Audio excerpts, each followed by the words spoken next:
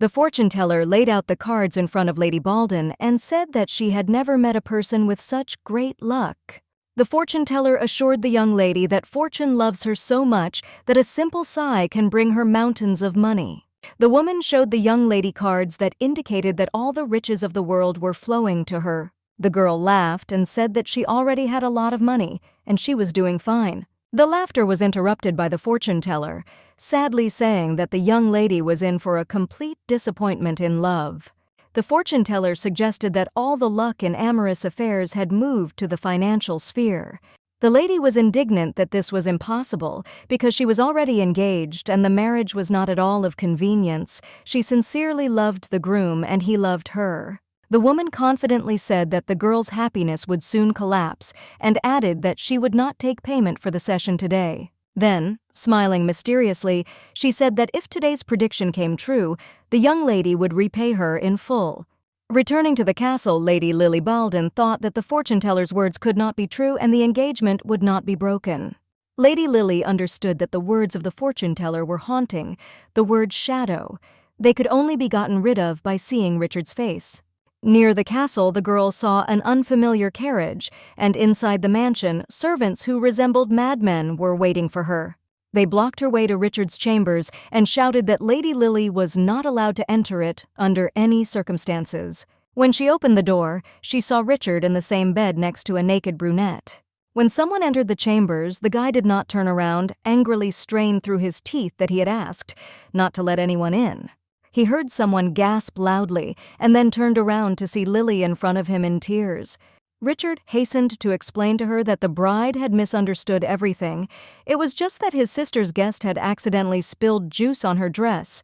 The guy moved towards Lady Lily and began to shake his head, adding that because of the spilled drink, the poor thing had to take off her clothes.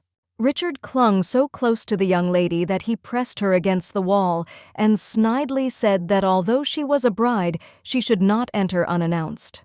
The guy smiled and concluded that the girl needed to work on her manners because she burst into other people's chambers without knocking. Richard led Lily out into the corridor and asked how she could start behaving appropriately. The girl sobbed from the realization that her fiancé had reprimanded her. This incident confirmed the idea that luck in love had left Lady Lily.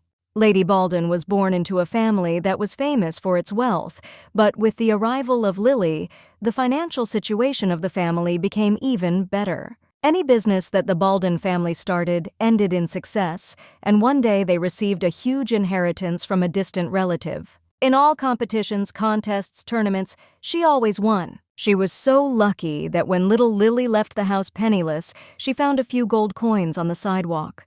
Previously, her life was perfect because Richard, the first love, promised to get married, but their relationship was never perfect.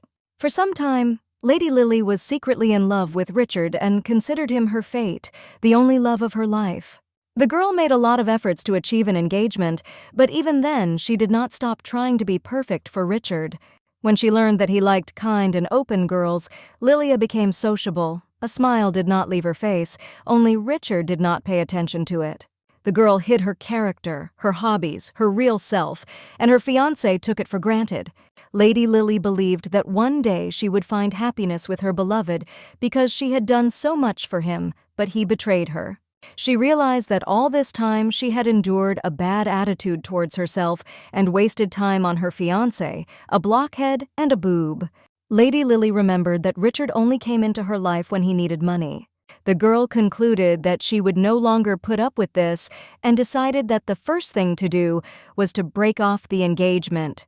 Suddenly, the young lady remembered the fortune teller that she had said that she would not take money for the prediction, but if it came true, then Lily would pay her in full. The girl concluded that she needed to go to the bank, then opened her wardrobe and realized that the wardrobe also needed to be updated. All the outfits were selected in accordance with Richard's taste and preferences, but none of the dresses pleased Lilia personally. Lady Lily's room was knocked by the knights, Francis and Malik, who were serving the Baldwin family. The knights vied with each other to say that they were very worried about the lady.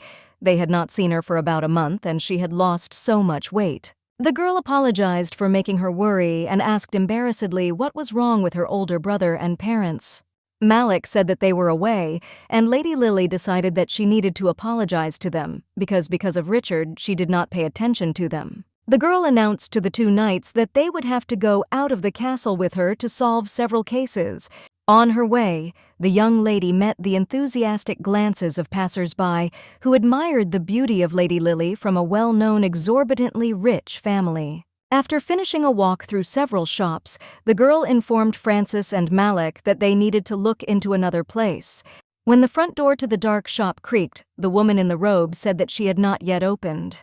Then gold coins fell on the fortune-teller's table from the bag that was on Malik's shoulder throughout his shopping trip. The woman was extremely surprised by this amount of money, and Lady Lily explained that the fortune-teller was right and received a decent payment. Then the girl sat down at the fortune-teller's table and asked to look at her luck in love again. Having made a spread for Lady Lily, the woman noted that it was the first time she saw the fate of a person change so dramatically in 1 month. The fortune-teller added that the cards promised the girl a new love with some young aristocrat of noble origin. Immediately, the girl asked if he would cheat. The fortune-teller replied that the cards could not show this. She added that this love is just another cycle of the mistress's fate. The fortune-teller recommended that the young lady go to the West today so that something good would happen. Lady Lily went to another clothing and accessories boutique, indicated a few things, and said that she did not need them. Then she handed the sellers a check and announced that she was buying everything else in this store. Lady Lilia came out of the store very pleased and concluded that it was very pleasant to buy clothes that she liked. When Lady Baldwin appeared in a new outfit in front of the knights, Francis could not hold back his emotions and complimented her appearance. Malik added that his comrade had a strange sense of taste, and the lady asked the knights if they were tired of standing and waiting. The guys protested and said that it was an honor for them, so Lady Lily asked to wait a little longer while she bought gifts for the family. Suddenly, a saleswoman appeared near Lady Baldwin and asked in a thin voice what to do with the clothes in which the mistress had come.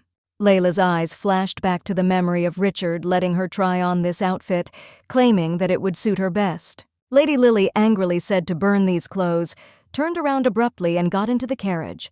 Choosing a box in the store, Lady Baldwin concluded that there was nothing suitable for a gift among the goods. The girl thought that because of the meeting with Richard, she did not communicate with her family and ignored their warnings about the groom. Lady Baldwin thought it would be a good idea to apologize to her parents and brother with gifts. She looked at the goods in this shop with contempt and realized that they were not worth the price, since they were poorly made. The door of the store opened, and a young guy of pleasant appearance entered. Lady Lily immediately thought in her mind how charming this guy was, only somehow sad and stern. The gentleman said that he wanted to buy something for a gift. The saleswoman offered him a box that Lilia was examining. The saleswoman called the product a high-quality masterpiece and announced the price, which was twice as high as the original. Lady Lily was shocked by such a scam and thought that only a fool would buy such a low-quality product.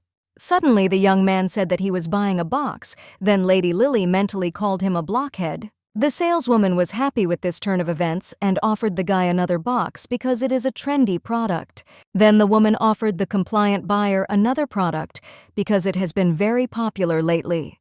When the saleswoman said that the client was lucky because today these goods are sold at such a price, Lady Lily could not stand it. She snatched the box from the woman's hands and said that a minute ago she had seen a different price tag on the product, and it was half as small. Lady Baldwin thought that perhaps she had intervened sharply and impudently, but this gentleman did not even refuse a single offer. The girl admitted to herself that she recognized herself in this soft guy. He would also be given, and he would cry at night. Unexpectedly, in a loud voice, the saleswoman said that the price was actually set by the owner of the store. The woman standing behind the counter clarified that the product with this quality is quite consistent with the named price. The saleswoman suggested that the indignant young lady was just sorry for the money and asked if she should offer something cheaper. Lady Baldwin listened with an unshakable face to the attempts to tease her with money, then called Francis. After a while, an obese man ran out of an inconspicuous door and hastily handed over the sales contract to the saleswoman. He handed the papers to the woman and said that there was already his signature, only she was needed. Then he knelt before the new owner of this store and thanked her for paying double the price in the transaction. Lady Lily asked the saleswoman that since she was now the owner, she could set prices for goods. The lady said that she wanted to set the original price for the box and advised the woman to wipe the dust and clean up behind the counter. Lady Lily was then approached by the master who had almost bought the overpriced boxes and thanked her for her help. The girl said that she should apologize because she impudently interfered in the dialogue between the guy and the saleswoman. Lilia pointed to the saleswoman running with a bucket and added that such people usually do not stop. The young lady clarified that such people do not miss the opportunity to cheat someone, so they need to be categorically refused.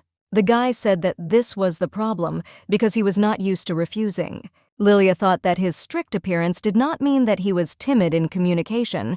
Apparently, she was wrong to judge the book by the cover. The girl offered him her help in choosing a gift and pointed to one cute box with figures of lovers. Lady Baldwin was praising the beautiful design and melody of the box when she suddenly noticed that the guy's eyes warmed and brightened. Suddenly, it dawned on the girl that the master was probably choosing a gift for his bride, with whom she had a tender love. As she left the store, Lady Lily instructed the former director to look after the store while she found new employees. Suddenly, the guy stopped her at the door and held out a few gold coins in his palm, noting that this was not enough. The girl looked uncomprehending and asked what it was. The young man explained that it was gratitude for the recommendation. The guy said that he wanted to thank her for recommending the box and for spending a lot of her time. Lady Lily replied that she did not need any gratitude, and she thought that the young man was very good-natured. The young lady clarified that she had not done anything that would require a reward. The guy did not know what he could offer. Lady Lily walked into the carriage, turned around, and told the boy that he was the first person who had tried to repay her with money. The girl explained that she did not need money because she was the daughter of the Baldwin family. Sitting in the carriage, Lilia remembered the words of the fortune teller that something good could happen today if she went to the West. Of course, this memory made the young lady think about the good events today.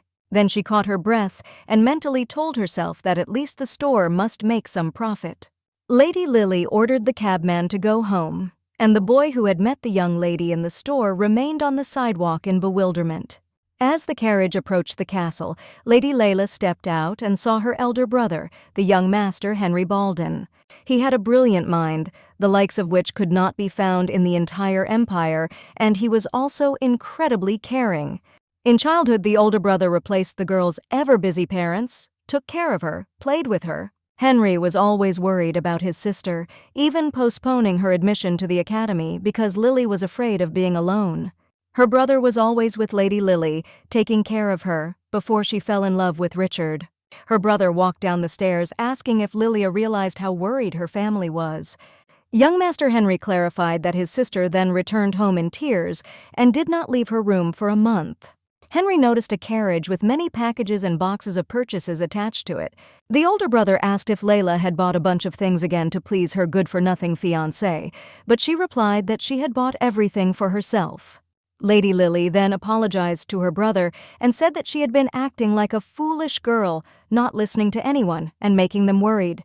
Lilia said that during this time she managed to do a lot of terrible things because of her blind love and looked into her brother's eyes. He had a strained relationship with Richard. From the very beginning, he did not like his sister's fiancé. Once the young master told Lady Layla that she did not like her chosen one because it was clear from him that one day he would break his sister's heart. At that time, she was very offended, disappointed in her family, and left, believing that no one understood her. Now Lilia realized that her brother was always the only person who, in spite of everything, sincerely worried and cared about the girl. Lady Lily smiled at the realization that because she was busy with her lover, she ignored the love of her family and herself. The next day, Henry was talking to his sister in the living room and asked what had happened a month ago. Lady Lily wanted to be honest and frank with her brother, but she couldn't find the words to describe what had happened. She asked me to discuss this topic some other time. My brother knew from his sister's gloomy face that something was wrong. Henry asked if Richard had done anything, and added that he tolerated him only because his sister felt sympathy for him. The guy suggested that Lilia would now begin to defend her fiancé, but the girl answered in the negative. She explained that her brother's words had come true. Richard and Lilia had a serious quarrel.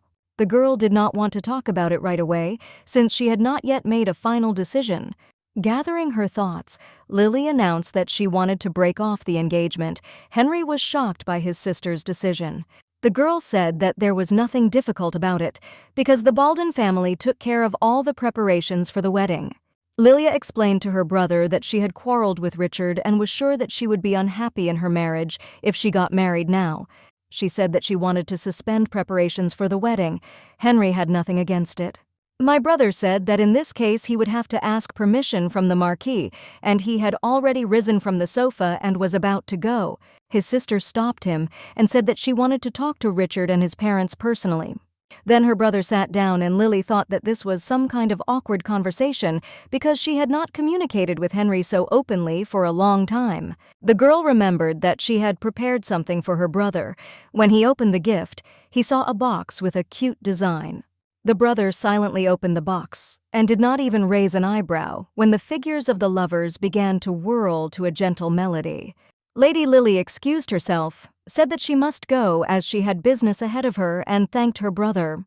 When the girl left the room, the guy smiled and, without taking his eyes off the box, whispered to Lily to thank her. As she walked out of the living room, Lily thought that she had been confident during the conversation, but doubted that she would solve all the problems to end the marriage. Currently, Layla's family and Richard's family are business partners, have a joint business, and use engagement as a tool.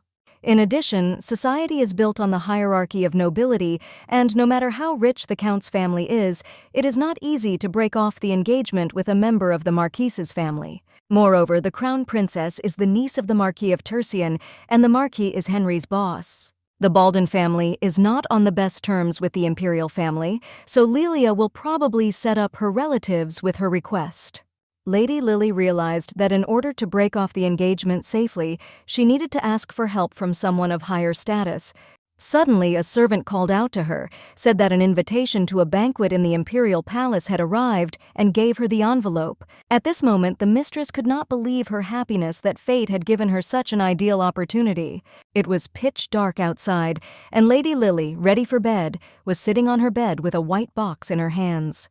She thought of her fiancé and remembered her past hopes that she would come in tears to beg forgiveness, but this did not happen. Lilia could not believe that her former lover had not even written a letter, let alone his own visit. The girl thought that she was grateful to Richard for this unpleasant incident, because she was able to deal with her own thoughts and feelings. Lady Lily put the box on the bedside table and paid attention to the letter. Richard must have received only the same invitation to the imperial palace, since the former fiancé loves banquets. He will definitely be there. The girl ran her fingers over the box and thought that now there was a great opportunity to return one thing at once. 4 days later, a banquet was held in the imperial castle for all ladies and gentlemen. Lady Lily appeared at the celebration in a deep blue dress, which shocked all the guests present. From all over the hall came the exclamations of ladies and gentlemen admiring the beauty of the young lady. At that moment, Richard came up to Lilia and said that she looked great today. Then he asked the girl if she had always liked such outfits, and Lily thought that he was an unbearably stupid blockhead. The guy said that he hardly recognized his beloved and wanted to take her hand, when suddenly Lilia abruptly pulled away. Richard was indignant and asked what had happened and if she had gone mad, but a grim grimace had already appeared on Lilia's face. The girl angrily exclaimed as soon as she had enough conscience to ask such a question, and added that an apology would not help. Richard said that he thought the girl's anger had already subsided, and added that he had already repeated several times that he had not cheated. The young man suggested that the girl stop discussing this topic because today she somehow reacts violently. Lady Lily replied that Richard had no shame or conscience and promised to leave as soon as she gave one thing. At that moment, the crowd whispered that Evanthion had appeared at the banquet, even though he hadn't been at the events for a long time. Some of the guests noticed that the young master had arrived without an assistant, and some said that they were afraid to come up to say hello. One guest reminded the others that Duke Evanthion's second son was not known for his friendliness, especially since there were bad rumors about him. Rumor has it that Carcon Evanthion deposed his elder brother, the rightful heir, and took his place. Lily couldn't see young Master Carhan's face, then remembered that she was here for someone else. The girl again turned to Richard, who was not at a loss, and greeted his acquaintances present at the banquet. One of the acquaintances turned out to be Mr. Tertian, who apologized to Lady Baldwin because he simply did not recognize her right away. The man admired Lady Lily's appearance and replied that she looked unusual today. Richard noted that his fiancée was a real beauty and hugged her, and Lilia mentally called her ex-fiancé a shameless animal. The girl had a strong desire to leave this celebration because now is not the right time and place for a conversation. Mr. Tertian said that he wanted to take advantage of Lady Baldwin's presence and ask about renting the villa. Richard smiled and said that he would do everything right in the near future and asked to wait a little longer. Lilia could no longer endure this and abruptly broke away from the embrace of her former lover. The girl said that Richard just wanted to use her name and asked why she had to help him. The guy replied that he had already promised them a villa. Then Lily smiled mischievously. The girl whispered in her ear that now he could also cope on his own, and then ran to the balcony on the second floor. Taking a sip of champagne from the bottle, Lilia thought that the conversation about breaking off the engagement might never take place. The girl reproached herself for her lack of determination because she could not return his thing. Then Layla had the idea of throwing this thing away, never to associate with any abomination again, like her ex-fiancé. The balcony door creaked, and Lady Layla turned around and saw that master from the store. The girl could not understand why he was there and how he ended up at a banquet in the imperial palace. The young man from the store, who could not refuse the saleswoman, was also surprised to meet the lady who helped to choose a gift. The guy admitted that he did not notice that there was someone here because he was in a hurry, asked for forgiveness, and promised that he would leave immediately. The lady stopped the master, assuming that something had happened to him, and added that no bad things would happen if he stayed. The girl had the thought that the guy was incredibly handsome in the sunset, only he had a too angry face. The guy looked quite threatening, as if he was in a bad mood, which made Lily feel uncomfortable. The gentleman apologized for the last time. Then the girl guessed that he was apologizing for giving her money in the store. The young man said that he had made a mistake, because then he did not think that it could upset the girl. She thought that her expectations were justified because the guy turned out to be very honest, but he should not regret that incident. The young man said that he considered it necessary to thank the girl for her help, because good is never free. Lilia replied that it was just a favor. She thought what a difficult life he had if he had never accepted help for free. The master looked at Lady Lily in bewilderment. She replied that she was not his maid or subordinate. The girl explained that she did not need to pay money and reward. The guy said that he would remember it from now on. There was an awkward silence on the balcony for a moment, which Lady Baldwin decided to break by asking what the master was running from. Noticing some embarrassment on the young man's face, the girl suggested not to answer if he did not want to. He explained that one girl wants to get engaged, so she pursues her, and the young man feels out of place because of this. Lady Lily sighed sadly and said that such circumstances sounded discouraging. The guy complained that as soon as he did not get in touch with this lady, she showed up at his home, not paying attention to the time of day. If the master is not told where he is going, she follows him in disguise and gets angry if he is in the presence of other people. The young man told how he recently went to visit his family, but she began to delve into all affairs like a wife. The gentleman clarified that all requests to stop are ignored, so he is afraid that sooner or later everything will get worse. Lady Lily noted that stalking is serious and invited the guy to share his experiences with his family. In response, he only sighed sadly, and the girl also shared her problems with her fiancé to keep the conversation going. Lily explained that her lover had betrayed her and thought that she would like to open this door and shout to Richard about the end of the engagement. The girl concluded that she did not have enough status for this. The end of the phrase was drowned out by the sound of the door opening. It was that pursuer. She grabbed the guy by the arm and shouted that he had to tell him that he was coming here. The stalker shouted that she began to get terribly worried when the master disappeared. Suddenly, she called the guy she was chasing by name. Lady Lily could not believe her ears that the very master who had chosen the box was Avantheon, the demon of war. The pursuer continued to shout at the guy and make claims to him, then pointed at Lady Lily. She asked who the woman was, but Mr. Avantheon was silent and could not think of an answer. The pursuer took a closer look and said that she recognized the stranger as Lady Baldwin. Lilia could not boast of the same because no matter how hard she tried, she did not recognize her pursuer. When the stalker grabbed Evanthion's arm and shouted that she would not give it to anyone, Lily realized that she had to run away from here as soon as possible. Lady Lily mentally concluded that getting involved in such a provocative situation would not do any good. The girl smiled sweetly and said that it was time for her to return to the hall, but the pursuer blocked the way. She asked if the lady was going to leave quietly after flirting with someone else's fiancé. The dark-haired girl introduced herself as Karkan's fiancée, Stella Delot. Lady Baldin remembered that the Non family had long been in hostile relations with the Delot family. The incident with the design of the carriage is the most memorable of all the unpleasant situations associated with Delot. Lilia recalled that a few years ago her family launched luxury carriages for sale, but the design was stolen. It was necessary to quickly develop a new design. There were many disagreements, but the final choice was up to little Lily. Thanks to the trust of the parents, it became possible to implement the ideas of their daughter. At the same time, Delata presented his crew with a design stolen from Baldin, but the newspapers wrote that they had been working on it for several years. Lilia remembered that after the presentation of the carriage with the stolen design, the Baldin family's idea of selling carriages collapsed. Stella was the only daughter of the Delot family, but recently she has changed a lot. She has lost a lot of weight.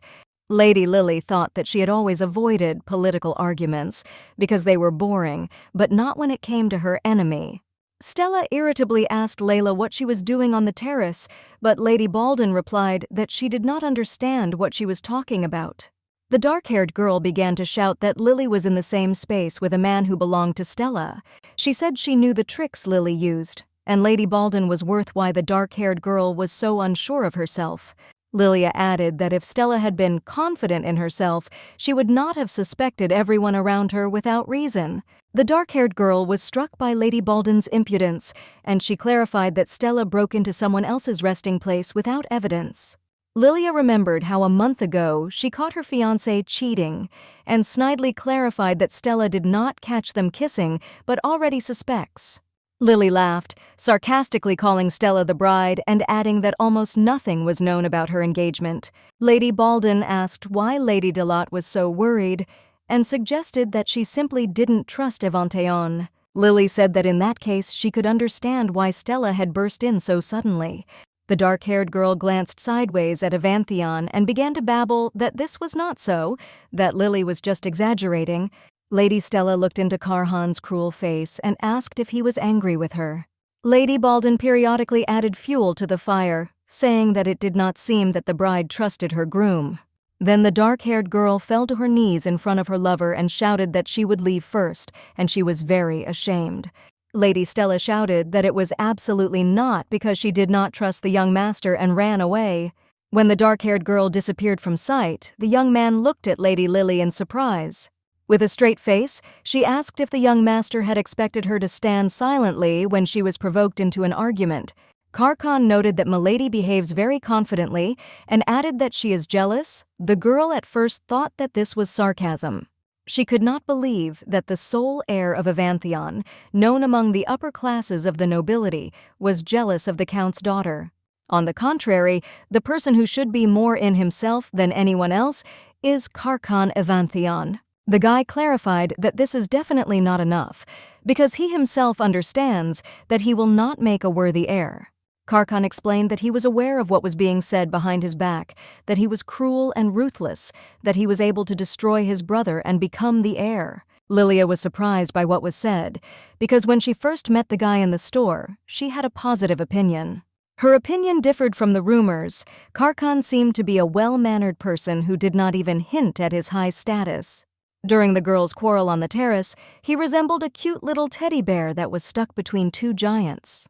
Lily lowered her eyes sadly, for she thought that, unlike the young master, she was making a mistaken impression. Suddenly, the guy asked if his girlfriend was afraid. She asked in an ununderstanding tone to clarify why she should be afraid.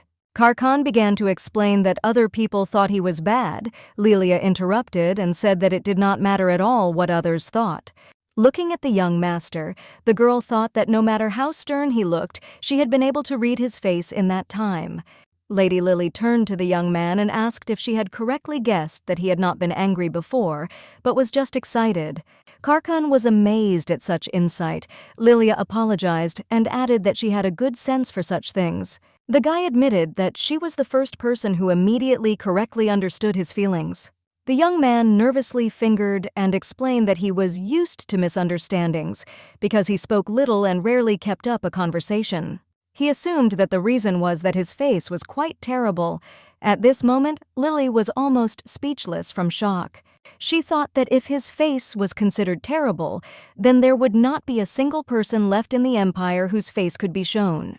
The girl asked why he thought so, and joked to herself that because of the perfect face, the guy was probably confused with a mannequin. The guy replied that people freeze when they see his face, and suggested that this is because of negative rumors. Lilia tried to help him, suggesting that he smile more often so that his face softened. Karkan tried to smile, and Lilia concluded that the situation was really deplorable. The girl thought that the guy did not need to change because he was of high status, but if people knew his real one, they could underestimate him. Lady Lily looked at the serious guy and thought that keeping his appearance might be beneficial. The girl regretfully concluded that even if the rumors were true, no one would tell him about it because of his social status. Having mentioned social status in her speech, a brilliant idea came to her mind on how to dispel the rumors because of which the guy is afraid. Lily approached the guy and said that she would help him, and in return he should make a deal with her. The girl said that by uniting, they would be able to break off the engagements that aggravated them. The young man did not understand what kind of deal Milady was talking about. She said that she wanted to get rid of her fiancé. Lilia suggested that Richard also did not want to tie the knot with this stalker. The girl said that she had known Stella Delata for a long time, so she could safely say that her obsession would only intensify. She clarified that after the wedding, the crazy stalker would even watch how the young master breathed. The guy did not like the girl's words very much, but he tried to resist and said that everything was not so simple. Lady Lily said that she did not expect an answer right away and would give the guy time to think about it at his leisure. Leaving the terrace, the girl offered to meet in 3 days at 2 o'clock in the central clock tower on Rydson Street. When Lady Lily returned to the hall, she was surrounded by Francis and Malik and vied with each other to ask how everything had gone. The lady replied that the celebration was going well, but there were some problems, and looked at Richard with a menacing look. Francis asked what dared to interfere with the rest of his beautiful mistress, but Malik stopped him, saying that there was no need to arrange a showdown here. Lady Baldwin said that everything was fine, and there was no need to worry. She added contentedly that she had already taken care of her revenge. Then she looked at her ex-fiancé, laughing and talking to acquaintances, and smiled mischievously. The next day, Lady Lily woke up with a terrible headache and thought that she would never drink alcohol again. Thoughts of a terrible hangover were disturbed by the knocking of a maid, who said that Mr. Henry had ordered something to be handed over. She brought a tray with a bowl of puree soup into the room, and Lady Lily was very surprised by such an act of her elder brother. It seemed to her that there would be some awkwardness between them after their conversation, but Henry forgave his sister and continues to take care of her. The lady asked the maid to convey her words of gratitude to her brother and added that she had enjoyed the food very much. The girl thought that apologizing to her brother was a good idea and suggested that she could get along with him as before. Then she mentally concluded that for the sake of her family she would find a way to end the engagement peacefully. For this she needed the status of Mr. Evanthion. If Lily uses Karkan as a shield, then even Richard will not dare to oppose Evanthion. In exchange for status, the Baldwin family will provide such wealth that the Delotte family could not even dream of.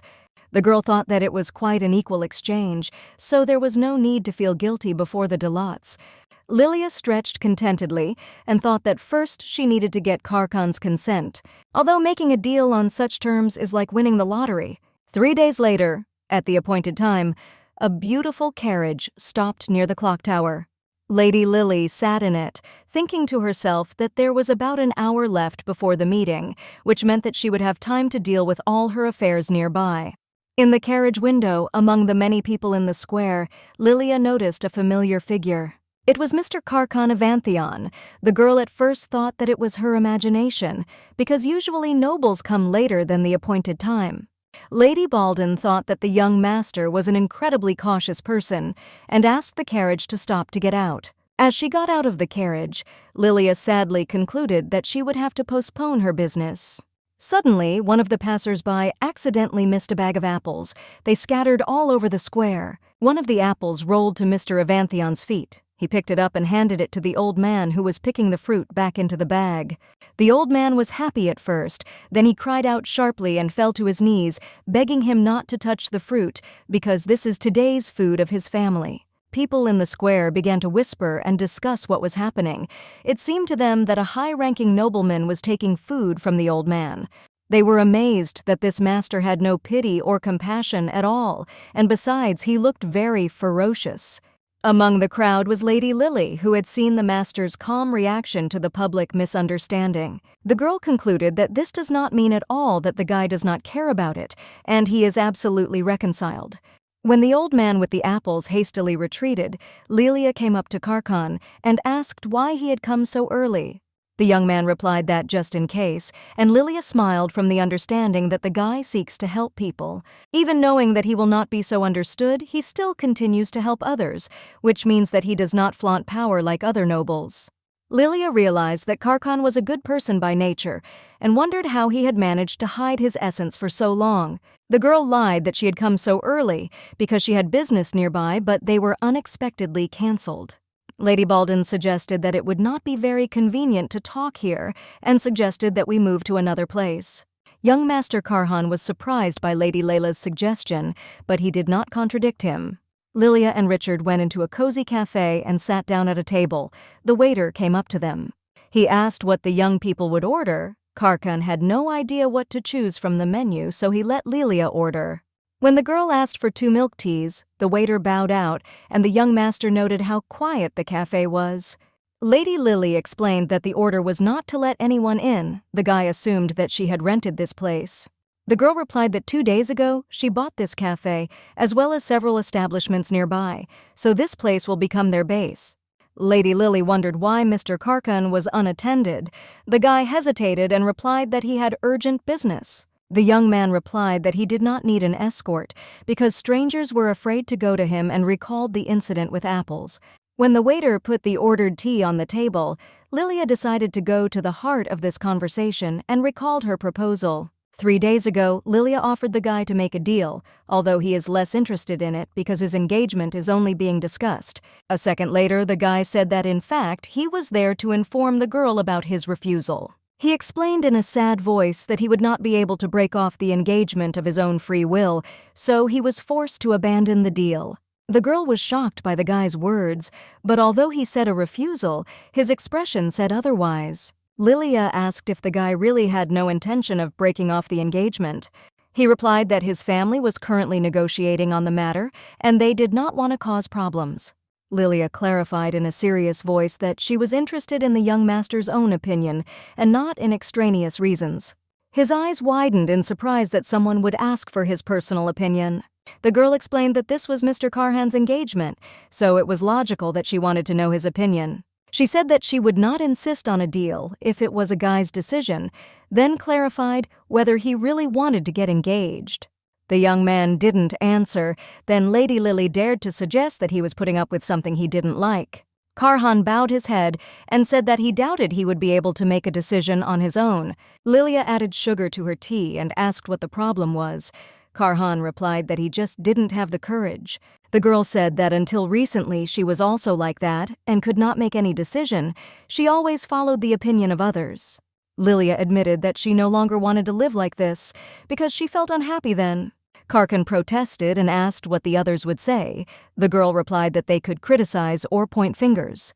Lady Lily took a sip of her tea and added that there was nothing to be done about public opinion, but no one would live her life for her. The girl assumed that the guy was afraid. Her eyes lit up with excitement. She offered to say that she had fooled Mr. Karkan. Lady Lily assured the young master that if anything went wrong, she would take responsibility. Karkan looked at the sweetly smiling interlocutor and said that she seemed to be an amazing person whom you want to trust. The young man said that he wanted to change with the help of the girl and added that he no longer wanted to deceive himself. Mr. Avanthion said in a serious tone that he agreed to Lady Balden's proposal. The girl said that she was extremely glad that the guy made a decision on his own, having thought everything over well, then handed him the contract. According to it, during the agreed period, they will portray fake lovers and cannot have a love relationship. Lilia said that she could adjust the transaction agreement if the young man had any comments. While he was silent, she decided to summarize the contents of the contract and said that they would be playing lovers. Lilia added that in the beginning there will be negative rumors, but over time they will disappear. Karkan said that he has only one question. He asked why everything should look this way. The girl replied that love is a good reason for breaking off the engagement. The girl gave the example of her engagement, which is difficult to dissolve because the groom has a higher position than her. He has a connection with the emperor, so if you act without much care, you can bring problems to your family. That is why Lady Lily wants to use Master Karkan and his position as a shield. Richard Turson is weak in front of someone stronger, so Lilia Baldin needs a member of the Avantheon family to become her partner. Richard's supporters will be careful with Lilia and will not be able to immediately take radical measures against the family of Mr. Karkan. Lilia then reminded them that the ducal family also wanted their heir to get engaged as soon as possible. The girl said she was a better fit than Stella Delata. Lily thought to herself that at first the Duke's family might be reluctant, but in the end, they would recognize her. At least compared to Stella, Lily doesn't have so many flaws. Karkan asked if they would always pretend to be lovers. The girl answered in the negative and pointed to a line in the contract. It was indicated that the deal was valid for 1 year. The girl added that during this time she would have time to prepare countermeasures. The guy asked what would happen if he tried to break the contract. The girl jokingly replied that he would find out when he tried. Young Master Karkan smiled back and said that he would sign this contract. The guy carefully drew the initials and signature on the paper, and the girl noted that extraneous conversations could arise in society. Lilia explained that the couple cannot suddenly become lovers, so you need to tell that they fell in love at first sight. She solemnly said that from that moment on, they played the role of a couple in love, where Karkan was responsible for status and she for wealth. The young master sighed feignedly and smirked and said that he would do his best. The Duke's son and the Count's daughter rejoiced at the conclusion of the contract, not knowing that their false relationship would thunder throughout the empire. The girl could breathe a sigh of relief because the contract was signed, but she looked at the interlocutor, admiring the delicious tea. Her heart skipped a beat at the thought that once people knew what a gentle character Karhan had, they would begin to underestimate him. In society, the guy was not understood. Lilia had the opportunity to use him as a shield, but her conscience did not allow her to do so. Lilia said that since the master had signed the contract, she wanted to help solve problems with misunderstandings due to appearance. Karkan was insanely surprised that Lilia remembered what he had said earlier. She replied that she could not forget because she promised. In her mind, Lady Baldin thought that she would take care of those who approached Avantheon with impure intentions. The girl suggested that the guy go shopping and buy new clothes to change his style, then it would be easier for people to approach him. Karkan agreed. They went out of the cafe to the square where there were many shops. Lilia asked if he had any preferences. The young master replied that he did not, and the girl smiled and assumed that my lord had all his clothes in his wardrobe. Karkan was surprised, and Lilia thought that it was not difficult to guess this, because she had only met him in this color. Lady Baldin reminded the Duke's son that there was a clause in their contract about the image of a couple in love, and asked him to go with her. Kahart was taken aback, but still approached the girl. Suddenly a man's voice was heard addressing Lily. Lady Baldin turned around and saw her ex-fiancé being embraced by a brunette. Richard was confused and then pulled away from the dark-haired girl and chased her away, pretending not to know her. The former lover turned to Lilia with a request to talk. She was mentally indignant why this meeting took place today. The girl's face was distorted from the memory of the last meeting with her ex-fiancé. He chattered that he would make amends by making a gift. Richard asked not to think anything bad, explaining that he did not know what women love, and turned to this stranger for help. Lilia laughed in her mind and thought, what kind of gift could they be talking about if they were among the shops with men's clothing? The girl told her ex that they had been together for 5 years. He did not remember her tastes and asked for help from a girl she did not even know. Lady Lily concluded that she had a superficial relationship with Richard and asked him not to strain himself so much again. She explained that all words would sound like empty excuses. An angry grimace came over the face of her former lover. He pointed to Lilia Karkan standing next to her and was indignant that she herself was good and was walking with some guy. Then the girl turned on the actress and said that it was an incredible coincidence because she just wanted to tell Richard something. Lily hugged Karhan Avanthian and introduced him as the man she loves. Richard couldn't believe it, because this guy can kill without batting an eyelid if he is offended. He is known as a killer on the battlefield. At the banquet, Richard was afraid to stare at Mr. Avanthian for more than 3 seconds, because according to rumors, he would slit his throat. Lilia's ex-fiancé could not understand how she managed to meet the ruthless heir of the Avanthian family at all. The girl happily reported that the young people met at a banquet and fell in love at first sight. Lilia assumed that it was fate. Lilia asked if it was so. Karkan confirmed her words, and the lovers exchanged long and tender looks. Richard did not believe that his former lover was telling the truth. She replied that she was not lying, and added that she had clearly bored her fiancé lately. Richard felt that this was a lie because Lily could not love anyone else but him, especially a man known as an assassin on the battlefield. Richard mentally told his ex-lover that she used to smile like a fool when she looked at him. He knew that he liked him so much that he could ask her for anything. At the memory of this, Richard was very angry and thought that he would never give Lilia to another guy just like that. Suddenly, Lady Lily said that there was one thing she had to say at the banquet and asked to break off the engagement. Lady Baldwin said that she would send a letter with demands as soon as it was ready, then abruptly turned around to leave. Richard was furious and chased after Lily as she left, asking how she could do this to him.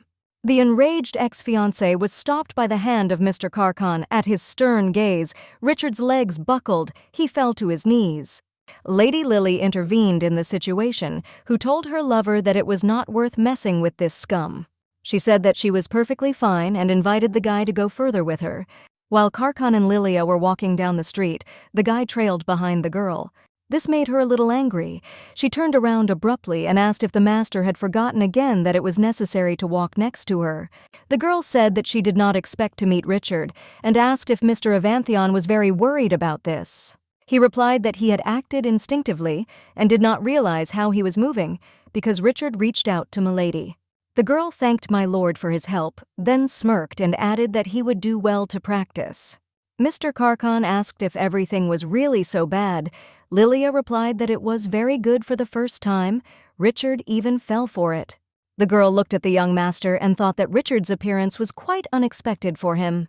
From the moment Lilia's former lover met on the way, Mr. Avanthian seemed to break inside. Fortunately, the stern expression on her face hid everything, but at this rate, it was only a matter of time before they were caught cheating. Lady Baldwin wondered how the young man had managed to hide his true character until now. Stunned with anger, Richard needed to pour out his grief with strong alcohol. He sat at the bar and called Lilia a who brazenly deceived him because she could not love anyone else but him. Staggering from the whiskey he drank, the guy continued to walk the streets and repeat to himself that he was the only savior for Lilia. Richard thought that he was the heir to the noble family of the Marquis of Tercian, and that his father held a high position in the imperial palace. And the palace itself had long become akin to a sandbox for him, but one ordinary day his life changed. He saw a girl in the garden who had fainted and called for help from a doctor. The next day the stranger met Richard in person. She turned out to be the younger sister of the Baldwin family of counts. The guy could not understand why she had come. Richard wondered if she had come with gratitude or with an offer to keep in touch after the incident. He glanced at the guest and realized that she was not to his taste. The girl waved her hand to call the knight who accompanied her. He placed a tray on the table with many caskets. Lady Baldwin said it was a reward for saving her life. When Richard opened them, he saw a lot of precious jewelry with golden stones. The guy was dumbfounded by what he saw, pointed to one of the boxes and asked if it was a necklace that costs as much as 3 magazines. Having received a positive response, Richard noted that the Baldwin family was able to reward him so much for calling the doctor to their daughter. The young man concluded that he had to get a generous girl from such a rich family. From that moment on, the search for information to win the heart of Lilia Baldwin began. Richard pretended to meet her by chance. He pretended that the tastes coincided with the preferences of the girl, and now, after a few months of effort, Richard achieved his goal. Lilia finally admitted that she and her boyfriend have a lot in common, and they get along well with each other. The guy managed to deceive an innocent girl, and they became a couple and then got engaged and were one step away from the wedding. But being young and rich, he could not just devote himself to the only girl for the rest of his life. Realizing this, Richard began to lead a nightlife, enjoying visiting bars, taverns, restaurants, and the red light street. The money that Lady Lily gave to her fiancé was enough to relax, entertain, and win the favor of various women. Among this flower garden, the guy even managed to find a permanent partner who fully corresponded to his tastes. But one incident ruined all the fun. The good-for-nothing groom realized that he was to blame for this situation, but tried to hush everything up as soon as possible. The best way out of this unpleasant situation was to blame the bride.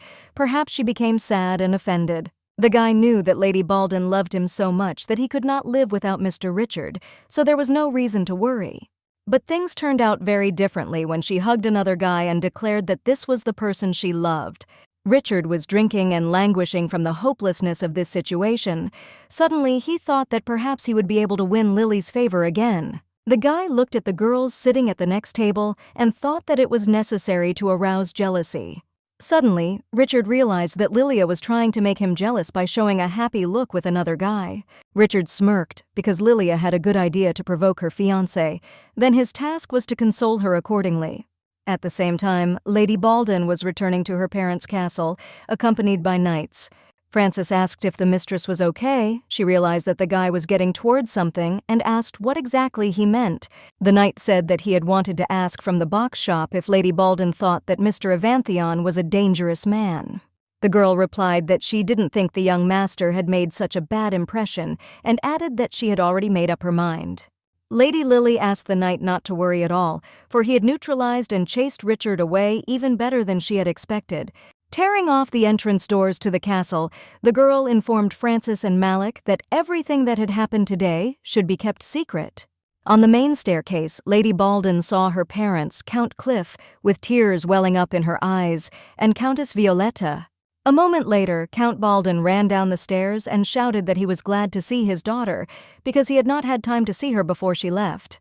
The man ran up, was indignant at how the girl had lost weight, then asked why she had not left the room for a month. The Count still did not calm down, hugged his daughter, examined her, patted her cheeks and asked if she ate enough, what and how much. The interrogation was interrupted by the Count's wife, who invited Lilia and the Count to go into the living room to talk. Entering the living room, the girl whispered to her father to sit next to her. Violetta Baldwin asked what had happened between Lily and Richard. The woman sternly said that the wedding was coming soon, and it was unacceptable for the bride to lock herself in the room because of a small quarrel. The Countess said that it was okay to make a scene once or twice, but to start a conflict again was too much. She asked the girl what she was thinking about, and Lilia thought about whether she should admit now that her fiancé was having an affair. The girl sadly concluded that she could not do it yet, because if her family found out, they would want to meet Richard. Lady Lilia has just made a pact with Mr. Evanthion, and now she cannot stand up to the Tertian family without preparation. The girl loudly announced that she wanted to talk in the presence of the whole family, including her older brother. Then she turned to her mother and father and sincerely apologized for creating problems for them with her scenes and tantrums. Lady Lily thought that she would have to apologize to her parents more than once and shouted that she demanded a break in the engagement. The parents were shocked by what she heard, but their daughter added that it was not just a whim, but a necessity. The Countess smiled and asked if Lily was really all right now, if the things Henry was telling were true. The girl was embarrassed, but replied that everything was fine, she just fell in love with another person. The Count and Countess rounded their words over the news, and then turned away to exchange indignation. They came to the conclusion that it was necessary to allow their daughter to speak out, and restrainedly asked who her chosen one was now. After a moment's silence, Lady Lily decided to recite the name of young Master Karhan Evanthion. Hearing this name, the parents turned white with horror. Then Count Baldwin's heart ached sharply. Meanwhile, the Duke's son appeared in his family's castle. With his new appearance, he frightened even the servants. The young master sneaked to the mirror to admire the new image. The guy concluded that the appearance had indeed become more pleasant. Karkan recalled that Lilia asked to come to the next meeting in these clothes, and she also mentioned facial expression training. The young master tried to smile broadly, but the mirror cracked. The guy concluded that the plaster statue would do better. Karkan recalled a moment from his childhood when he tried to smile, but she shouted that he should never do it. Once his bird died from something, the boy came to complain to his mother, but she shouted that she did not want to see him. The Duke's son decided not to plunge into sad memories and concluded that he wanted to be just like Lady Baldwin. But one must think at first she behaved strangely, came to him first and offered free help. She was upset when he paid her money and then offered to make a deal, showing her a new opportunity in life. Previously, the Duke's son thought that his opinion did not matter. The right offense was to follow the expectations of other people. Deep in his heart, an inexplicable disappointment was brewing. The guy didn't know if he would go with the flow or wander aimlessly. It was at this confusing moment that a snow-white hand was extended to him. Within the young master, a desire awoke to change and become like Lady Lily. Thesion Hervin entered Mr. Karhan's room and apologized for his long absence. Suddenly, the dark-haired boy's eyes widened sharply, for he saw a new image of my lord. Mr. Karkan panicked, then asked if his clothes looked ridiculous and stupid. Thesion protested. He recalled that he had previously agreed with the Duke's son that the young master would wear only black clothes. Thesion explained that this is how you can maintain the intimidating image of an unavailable person in order to scare away all ill-wishers. The guy claimed that these people would take advantage of the master if they found out about his good character. Thesion rhetorically asked if Karkan had worn such a costume at the banquet and drew attention to the document with the seal. As he read, the dark-haired guy's indignation grew. He said that while he was away, the young master had been fooled. The green-eyed guy asked what the words on this paper about helping each other break off the engagement meant. Mr. Karhan mentally apologized to Lady Baldwin for not being able to keep their deal a secret. The Duke's son began to explain the essence of the contract to him, but when Thesion heard about the contractual relationship, he cried out loudly. He shouted, "How dare Karkan make such an important decision during his absence?" The young master replied that he had decided to do so at his own discretion, since he had his own head on his shoulders. The Duke's son explained to Thesion that the will of another person was not a mistake, but his personal decision. The dark-haired guy finally came to his senses and asked in a calm tone when Mr. Karkan would meet with Lady Baldwin. My lord replied that in 4 days, the dark-haired lad said that he would also go to this meeting to make sure that Milady was trustworthy. Karkan remembered how he said goodbye to Lilia after gatherings in a tea cafe and shopping with men's clothes. They didn't agree to meet again and work on their natural behavior because they were lucky that Richard believed. To make everything realistic in the future, you need to communicate and get to know each other better. On the appointed day, Lilia was preparing for the meeting and thought how lucky she was to meet a dummy partner. But the next step is quite problematic, because according to the laws of the Empire, the consent of both parties is required to terminate the engagement. As a last resort, you can go to court, but then the case will be very delayed, and I would like to finish it as soon as possible. Lily sighed in puzzlement, because she did not know how to get Richard's consent. Suddenly, Malik knocked on the door of Lady Lily's chambers and said that he had brought a letter from the Imperial House, which concerns a tea cafe. The girl ran her eyes over the lines and concluded that the place of meeting with Mr. Karkan would have to be changed. She asked the knight to send someone to the ducal castle and give the news of the change of venue. At the agreed time, Mr. Karkan and Thesion arrived at the new place that Lilia had announced. The girl greeted them, but noticing an unfamiliar face next to the young master, she asked who it was and if he could be trusted. The Duke's son explained to Lady Baldwin that this guy was his assistant and he trusted him completely. Mr. Evanthion apologized and sadly said that due to his negligence, the terms of the contract were violated. The girl glanced at the young master's assistant and realized that he was treating her with contempt and wariness. Milady said that everything was fine then, and pointed to the escorts, adding that they also knew about everything. Lady Baldwin introduced herself and held out her hand to her new acquaintance, who told her his name and extended his hand for a handshake. Seeing this scene, everyone present was simply dumbfounded with shock as Thesion casually scanned the meeting room. There were old furniture with simple designs and wooden boxes all around. Thesion shouted that it was disrespectful to them. Mr. Karhan tried to calm his assistant. Lady Lily only smiled and apologized for the unexpected change of seat. The girl explained that before the meeting, a letter came from the Imperial Palace, which said that the cafe was to be reconstructed. Lilia explained that the entrance to the territory of the tea cafe was prohibited, but a huge amount of money was paid as compensation. Tercian was extremely surprised by this, and Lady Lily explained that there would be more such situations in the future because she was very lucky. Milady invited the guests to sit down, explaining that the place had been chosen in a hurry and there were not even treats. The lady turned to Francis, who was seething with anger, and asked him to bring something to drink. Lady Lily suggested that he get to the point, but was interrupted by Karkan's assistant and told him he had something to say. Clearing his throat, the dark-haired guy demanded to break the contract because Lord Karkan does not like to get involved in problematic affairs. Thesion said that he did not know the true intentions of the mistress and asked if she could not interfere with Lord Karkan in her affairs. The girl had a thought that the guy with green eyes looked more like a guardian than an assistant. The girl asked if the young master was really afraid to associate with other people. Milady said that as an assistant, a guy should know what rumors were circulating around his master. Lady Lily sternly asked if the request to break the pact was Mr. Avanthyon's personal wish or if it came from Thesion. She thought she would understand if the assistant had made a remark on the contractual terms. The girl even understood if the guy asked the lord if he really wanted to participate in this suspicious business. However, he fears that the true nature of Mr. Avanthion will become obvious to those around him. Thesion uses rumors as a shield to build a wall between his master and those around him. Avoiding contact with other people will inevitably lead to isolation, which may seem like a good option. Lily thought it would be convenient now and asked loudly if his master really wanted to be alone for life. Lady Lily told me that the rumors and gossip would get worse, but the culprit would never deny anything, as he did now. The dark-haired lad felt like he was protecting Lord Karkan, a man he had met on the battlefield. He was someone who easily endured losses, and even in harsh conditions tried to take care of others.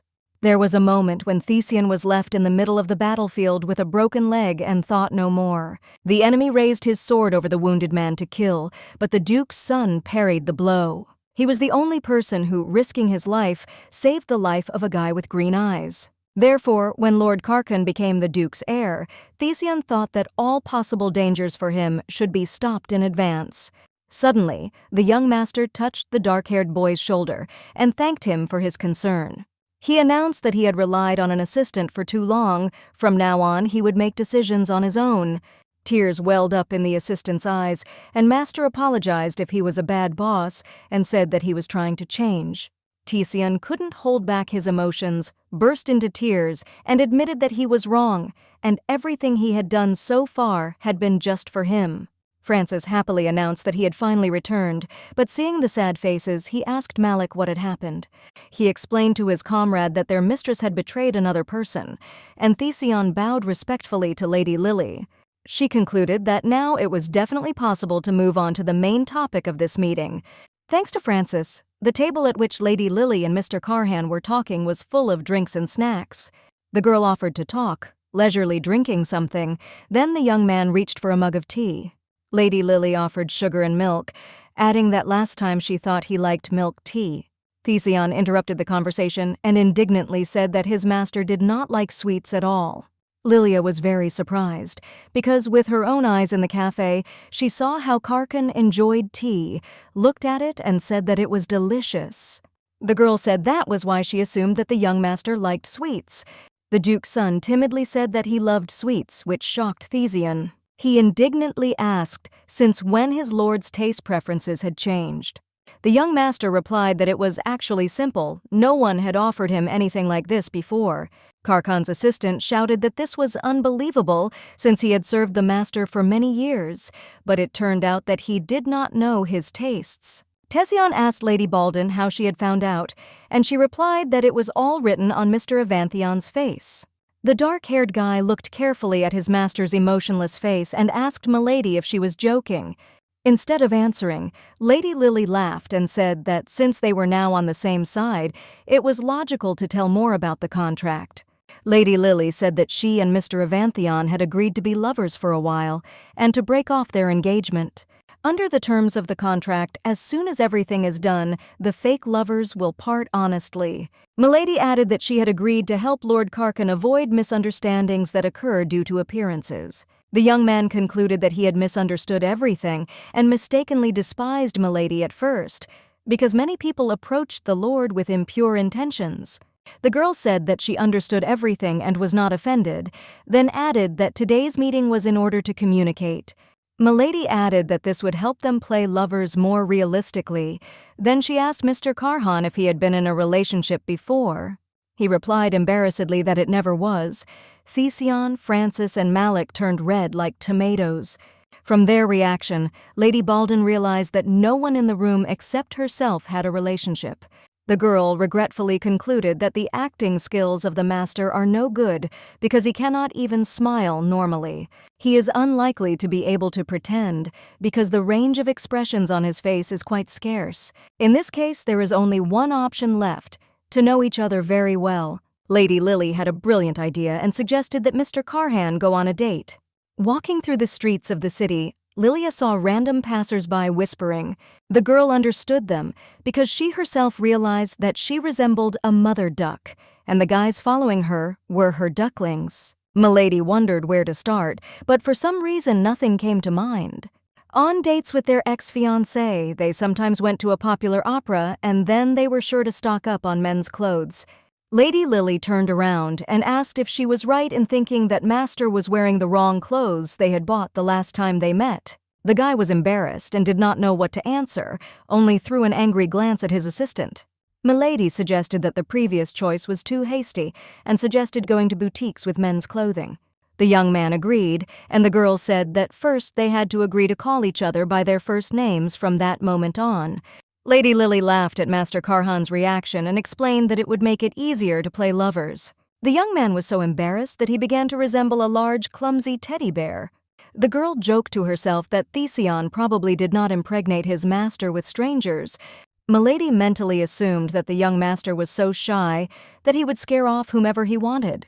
The girl thought that the rumors about the Duke's son were too sinister now, and she would like them to be moderate. According to Lilia, they should describe not only the shortcomings of his character, but also the advantages. Lady Baldwin was haunted by one question: how to make sure that gossips did not consider the guy weak and soft. Mr. Carhan and Lady Lily came to the Easton Taylor boutique, which set fashion trends for the entire empire. This store is famous not only for the good quality of its goods, but also for its excellent service. Lilia often visited here with Richard. Therefore, she was not at all surprised when sellers and consultants of the boutique lined up in front of her with greetings. The store manager also went to the sales floor to say hello to a frequent customer. The woman said that she was honored to see Lady Lilia and Mr. Richard in her boutique. But, having carefully examined the guy with whom the girl came, she was taken aback that in 10 years of work she had made such a stupid mistake. After apologizing, the manager decided to continue the conversation as naturally as possible and offered to consider new products made of ribbons. The woman then offered to help Lady Baldwin if she needed to pick up a specific product, but the girl refused. She smiled and said that she would look at everything on her own and at a slow pace. The manager nodded in response, wished a pleasant pastime, and joined the ranks of sellers and consultants. The woman whispered to the saleswoman that she was standing next to her, that the guy who came with a regular customer was some kind of strange. The saleswoman confirmed this and added that this buyer had an intimidating appearance in comparison with Mr. Richard. The manager replied that he did not look like an ordinary person and recommended to be careful with him. Lady Lily looked at many different goods and asked the Duke's son for his opinion on almost every one of them. The manager noticed this and thought how it was possible to ask something about clothes from a person whose expression did not change. The woman did not show it and continued to smile, and she herself examined the guy's face. It seemed that he wanted to kill someone. She felt that the expression on her face was too harsh for someone who was simply choosing men's clothing. Lilia held up a green jacket with orange inserts to Carcan and asked what the guy thought of him. He was silent. The girl added that she should not be shy because she wants to know his true tastes and preferences. Then the guy admitted that clothes with such a palette of colors seemed bright and overwhelming to him. The girl looked at the jacket with doubt. The girl explained that the outfit is considered fashionable and offered to buy it for the future because over time, tastes may change. Unexpectedly, the young man said that clothes were enough for him and offered to choose something from the dresses for Milady. She was flattered that Mr. Evanthion had finally taken the initiative. The guy went to walk between the rows and carefully examine each product, and the girl was touched by what a concentrated face he had. Mr. Carhan approached Lady Lily with a dress in his hands and said that he had found something that would suit her, but he was not sure that he would like it. The girl was touched to the core because she realized that for the first time someone was choosing clothes for her. The ex-groom was especially enthusiastic about choosing only men's outfits exclusively for himself. Due to Lilia's long silence, the guy had the impression that the girl did not like the dress he offered. He embarrassedly said that he would choose something else. The girl protested, explained that she really liked it. Lady Lily clarified that these were not empty words, but the truth, and added that the young master had a keen eye. From what he heard, Karkan broke into a sweet smile, his cheeks turned pink, and he admitted that he had never been told such a thing. The girl was seized by excitement and she offered the young man to change into what they had chosen for each other. The guy agreed. At the same second, the consultants ran up to the couple and asked to follow them to get into the fitting rooms. As Mr. Karkan walked away towards the fitting rooms, the girl thought for a moment, remembering his recent smile. Lady Lily had no idea that he was capable of making such a face. Suddenly, she realized that the more time she and the young master spent together, the more she would get to know sides of him. After a while, the young man came out of the fitting room in a shirt with a small cutout on the chest and a snow-white suit. Everyone present in the store rounded their eyes, looking at the guy. He asked in puzzlement what was wrong. Lady Lily replied that it was a great decision to choose this outfit because it fits Mr. Carhan perfectly. At that moment, he drew attention to the girl in the new dress he had chosen and noted that it looked incomparable on Lily. The girl thanked the young man and suggested that they move on, since they are done with their clothes. Lely Baldin said that during the dressing she asked to pack all the clothes they chose. For some reason, Mr. Evanthion grinned and said that this time he would pay for all purchases. The guy told Lilia that from the very beginning of their acquaintance, he received something from her. Now he wants to repay for it at least once. The girl was embarrassed and timidly told the guy that the store belonged to her. Lady Lily added that from now on, he can use this boutique as his dressing room. At the exit from the store, the girl saw a poster depicting the suit that the ex-fiancé was wearing their last meeting. She asked if Mr. Richard came to this store without her. The manager replied that regularly. The last visit was 2 days ago. For some reason, this didn't make Lady Lily sad, and with a smile on her face, she headed towards the exit of the boutique. Lady Baldin thought what a shameless bastard her ex-lover was, walking around the store of the one he had cheated on. The girl did not want Richard to continue to consider her weak and enjoy herself at her expense. Therefore, leaving her boutique, the girl announced to all the staff that from today all members of the Tertian family are not allowed to enter. Leaving the store, Lilia and Karkan found Francis and Tision arguing with each other. Francis furiously argued that his lady was beautiful in any dress, and Tision shouted that the Lord was perfect even without a new suit. Lady Lily asked Malik how long this argument lasted, and he replied positively. The girl concluded that at least they had found something to talk about, and this would be useful to them, because they would have to meet often. Lady Lily clapped her hands to get the attention of her companions. She suggested that everyone go out for dinner, and everyone agreed. At the restaurant, Lady Lily handed Lord Carhan a menu and asked him to choose something to his liking. The young man studied the menu for too long. Lilia was surprised how a simple choice could take so long.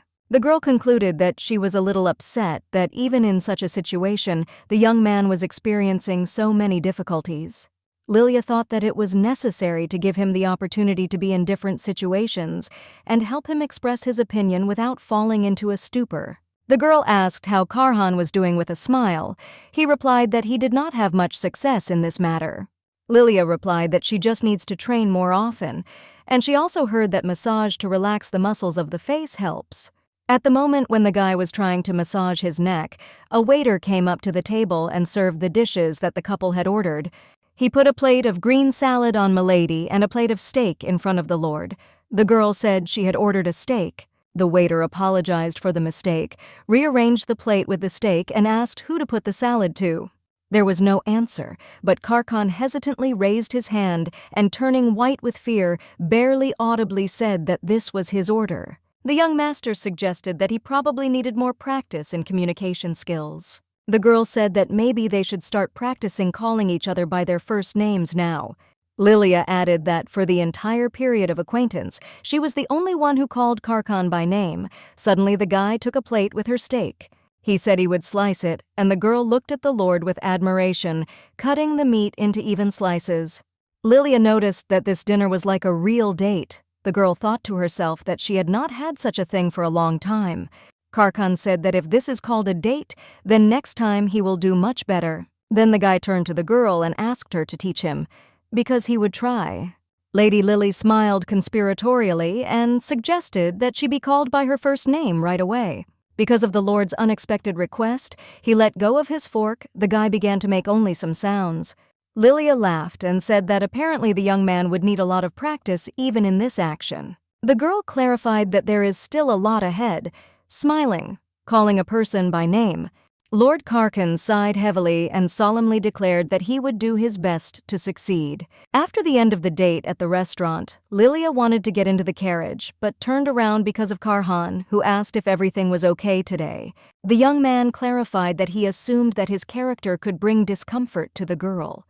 The guy admitted that he would like to do everything possible not to cause unnecessary trouble during the contract. Lilia replied that if he continued in the same vein, he would definitely change soon.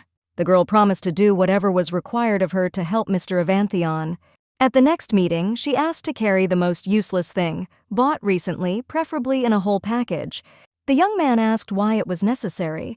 Lady Lily replied that she would explain when the time came. When the girl's carriage left, Thesion said that Lady Baldin seemed to be a good person. Mr. Karkan smiled sweetly and confirmed the assistant's words, and Titian could not believe that he saw his lord like this. The young man looked at his lord and realized that he had come to this meeting with the firm intention of revealing Lady Baldin's true intentions. Titian mentally noted that Milady had instead convinced him that she was the person who would betray Lord Karhan. The assistant informed his lord that a lot of unpleasant things await him in the future because the family would not approve of the changes. The greedy elders want to control Lord Karkan, and the Duke and Duchess try to achieve their goals using their engagement. Stella Delato was chosen among other daughters of noble families only because of the large amount of money her family had. People like the Duke and his wife will not tolerate Lord Karkan's willful actions. Thesion said that he needed to be well prepared for this, and Lord Karkan told him that his first priority was to find a place suitable for reading. The assistant asked his lord what kind of books he had in his hands. The young master replied that they were a gift from Lady Lily. Thesion kept up with his lord with questions about the theme of the books and whether the gift of literature would help in changing the master. The stranger watched and wondered if Lady Baldin's fiancé was the guy who had been with her all evening. One day, the Earl Baldin family gathered in full force to discuss Miss Lily's new chosen one. Henry, Lilia's brother, complained that he had just recovered from the news of the breakup of the engagement when his sister told him about a new lover. The young man announced to his parents that he had found several documents with information about Mr. Avanthion. Henry noted with regret that almost all the papers describe his actions on the battlefield, but there is no information about his personal life. Violetta Baldin studied the document, which stated that the Duke's son had first taken part in the war at the age of 14. Usually, the Duke's legitimate children are rarely sent to the battlefield, even if it is possible to volunteer to take part in battles. But a person in his right mind will never seek his own death. There are rumors in society that Mr. Avanthion is a bloodthirsty man who knows no compassion and no tears, and who killed his brother. Count Baldin wondered how his daughter fell in love with someone like him. Lily's mother asked if anyone had met Mr. Avanthion in person, as the rumors could be false. Count Cliff was very furious and began to shout that even if the gossip was exaggerated, it was not groundless. The man concluded that if there was even a small chance that Mr. Avanthion was dangerous, then his daughter needed to part with him urgently. The Count offered to give Lord Karkan a castle so that he would leave Lily behind. Henry replied that it wouldn't work, as Duke Avanthion's family was famous for its wealth. The Count offered to tell his daughter about the bad rumors associated with her chosen one. Violetta Baldwin explained that Lilia had known about everything for a long time. Count Cliff said that he would then go on a hunger strike. Lilia's father suggested that his daughter could again lock herself in the room for a month, refusing to part with her lover. Violetta replied that in this case there was no need to rush, but to follow the Lord to understand what kind of person he really was. Henry suggested in this case, said that he would continue his investigation and report if he found interesting information. Meanwhile, in the garden behind the Count's mansion, Miss Baldwin was sorting out letters, for she had spent a lot of time with Mr. Carcan. All these letters were written on the recommendation of Lord Richard. The author of the letters was asked to either buy something, invest in something, or make a donation. Lilia was annoyed that her ex-fiancé was still using her name. Leaning back in a chair from helplessness, the girl could not understand what to do to get rid of her ex-fiancé, who resembled a leech. The lady had not thought about it before because she sincerely believed that she would become Richard's wife. But now she was tired of all this. She realized that she finally wanted to act on her own. She had a brilliant idea to start a business. The girl remembered how fun it was to watch her parents work and participate in their affairs as a child. She concluded that the conversation with her parents about starting her own business should be raised after the termination of the engagement. Suddenly, a servant called out to Lily and told her that gifts and a letter had arrived from the Marquisate of Tercian. The young lady read that Richard wanted to continue their last conversation and invited his ex-bride to talk to his castle. At the end, there was a postscript that the flowers symbolized his feelings. Lilia laughed, suggesting that Richard had both legs broken. The girl angrily informed the servant that she saw no other good reason not to come in person, but to ask for a visit to her mansion. Lily trampled on the bouquet, strained through his teeth that Richard had no feelings for her. As she left the garden, she shouted to the servant to burn everything her former fiancé had sent. Turning around, Lilia asked the servant to tell the messenger that if Richard wanted to meet, he would have to follow her terms. The girl looked at the roses engulfed in fire and finally decided that she would break off her engagement at any cost. 2 days later, Lilia finally came to the cafe to give Richard a document confirming the breakup of the engagement. At the entrance, the girl warned Francis and Malik that they could attack without orders if the Marquis's son did something bad to her. When Richard appeared and greeted Lilia, the escorts tensed, and their mistress said with regret that the meeting had taken place after all. She said that the pretext for the meeting was a paper of consent to break off the engagement and showed where the guy needed to sign. The young man grinned maliciously and said that although Lilia said that she wanted to break up with him, it was not so. He said that he did not believe her words about love at first sight, which arose at a banquet with Mr. Evanthion. The girl replied that she spoke sincerely, but it was up to the guy to believe in it or not. Lilia's words angered the guy very much. He suggested that the girl simply did not know the terrible rumors about the new chosen one. The girl clarified that she knew about everything. Richard laughed and added that Mr. Evanthion was called the devil. The ex-fiancé confidently stated that Lilia is dating her lover without sincere feelings because she wants to cause jealousy. Richard said that this was a logical assumption. Before that everything was fine, in 3 months they would have become spouses. He added that Lilia Budden is his first love. From the very first day they met, he was sure that she was his destiny. Lilia sighed sadly and remembered that she used to think so too, because the person who saved her life turned out to be a soulmate. There were many reasons why the girl liked him. She considered him a person who saw through the wealth of her real. Lilia could not remember the moment when the sensual relationship with the groom grew into a tense one. There were countless women curling around Richard, anxious days when they couldn't get in touch. Throughout their relationship, there were moments when Lilia had to give up the things she loved. Richard interrupted the girl's thoughts by asking if she remembered their first date and when they were admiring the flowers. But the girl sat motionless than a cloud and did not answer. Then Richard decided to move on to radical actions. He knelt down and said that he was out of his mind and had made a mistake, and added that this would not happen again. The former lover almost completely fell to the floor and asked to give a second chance. Unexpectedly, Lilia agreed. She pointed to the document on the termination of the engagement and said that first the guy needed to put his signature. Richard crumpled the contract and shouted that he did not agree to cancel the engagement, especially since he had already apologized. The guy shouted that Lady Baldwin would regret it very much and asked if she knew about the gossip that was circulating in society about her.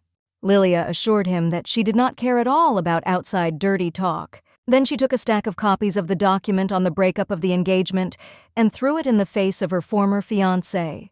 Lily turned around abruptly and, leaving, said that Richard was the first to step on the path of infidelity. Miss Baldwin promised that things would be even worse if the guy continued to behave in the same way.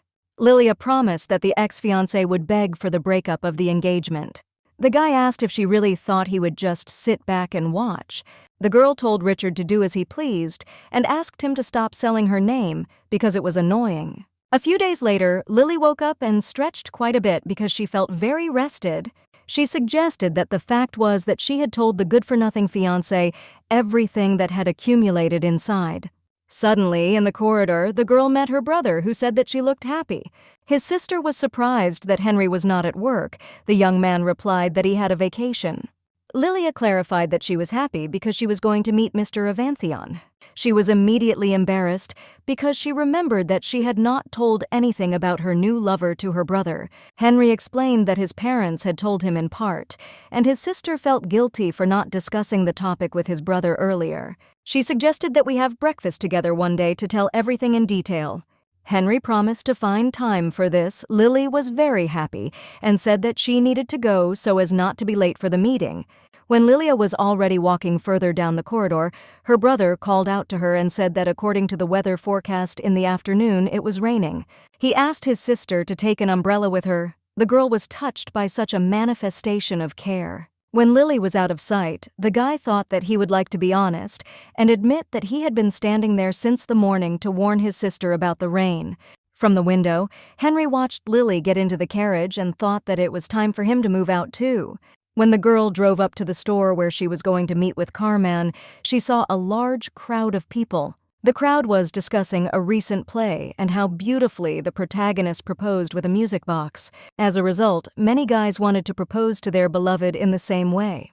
Lily was shocked to see Lord Carcan among the crowded people. She ran up to the guy and said that the location had changed and he needed to hurry up to leave unnoticed. After catching his breath, Tessian noted that Milady had changed the meeting place last time because she was lucky. The guy complained that this was the second time after the tea house, so the next meeting place was chosen by Mr. Avanthion. Lady Lydia replied that it was even better because she could not control her luck. The girl noticed the box in my lord's hands and asked if it was the same item she had asked to bring. The gentleman nodded in agreement and added that he had purchased this thing about a week ago, but it turned out to be unnecessary. The girl concluded that she needed to be returned and offered the guy to do it on his own.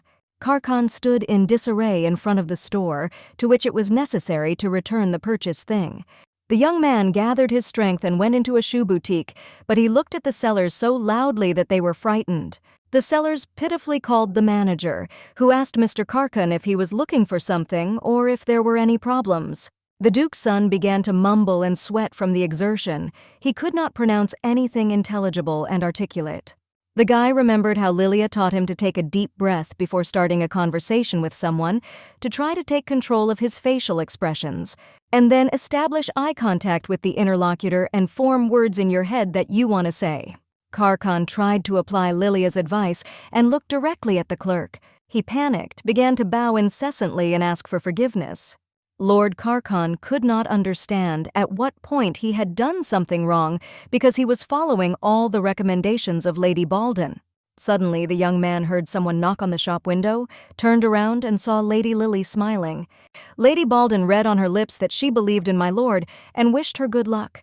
The guy was very pleased because Lilia is the first person who looks with such a warm look, believes and cheers up. Carhan thought he didn't want to disappoint her, so he decided to try again to live up to the hopes placed on him. Lord Carcan opened the box and pointed to the shoes in it, explaining that he wanted them back. The steward, who had not yet recovered from his stern gaze, replied that he would be happy to help my lord. Mr. Carcan left the shoe store and the sellers breathed a sigh of relief because they thought they had problems. The manager said that he felt as if he had returned from the other world. When she met Carcan on the way out, Lilia wondered what he had in his hands. The young man replied in embarrassment that he did not know himself. It was just given to him as compensation for the return. Milady said that it would be difficult to carry these boxes behind her and suggested that they be left in the wagon. Lilia told Karhan that the guy was great in this situation. He said that he had a feeling that something was wrong. The girl replied that no matter what the process was, my lord did a great job. Lady Lily added that the most important thing was that Mr. Karhan had the courage to do so. He assumed that next time it would be better. The girl smiled contentedly and thought that it was very good to start with. If he practices more and becomes confident in expressing his opinion, then people will start to see him differently.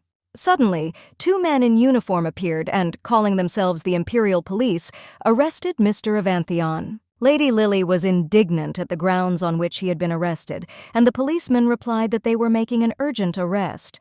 The second policeman explained that a complaint had been received that this was the leader of a dangerous gang.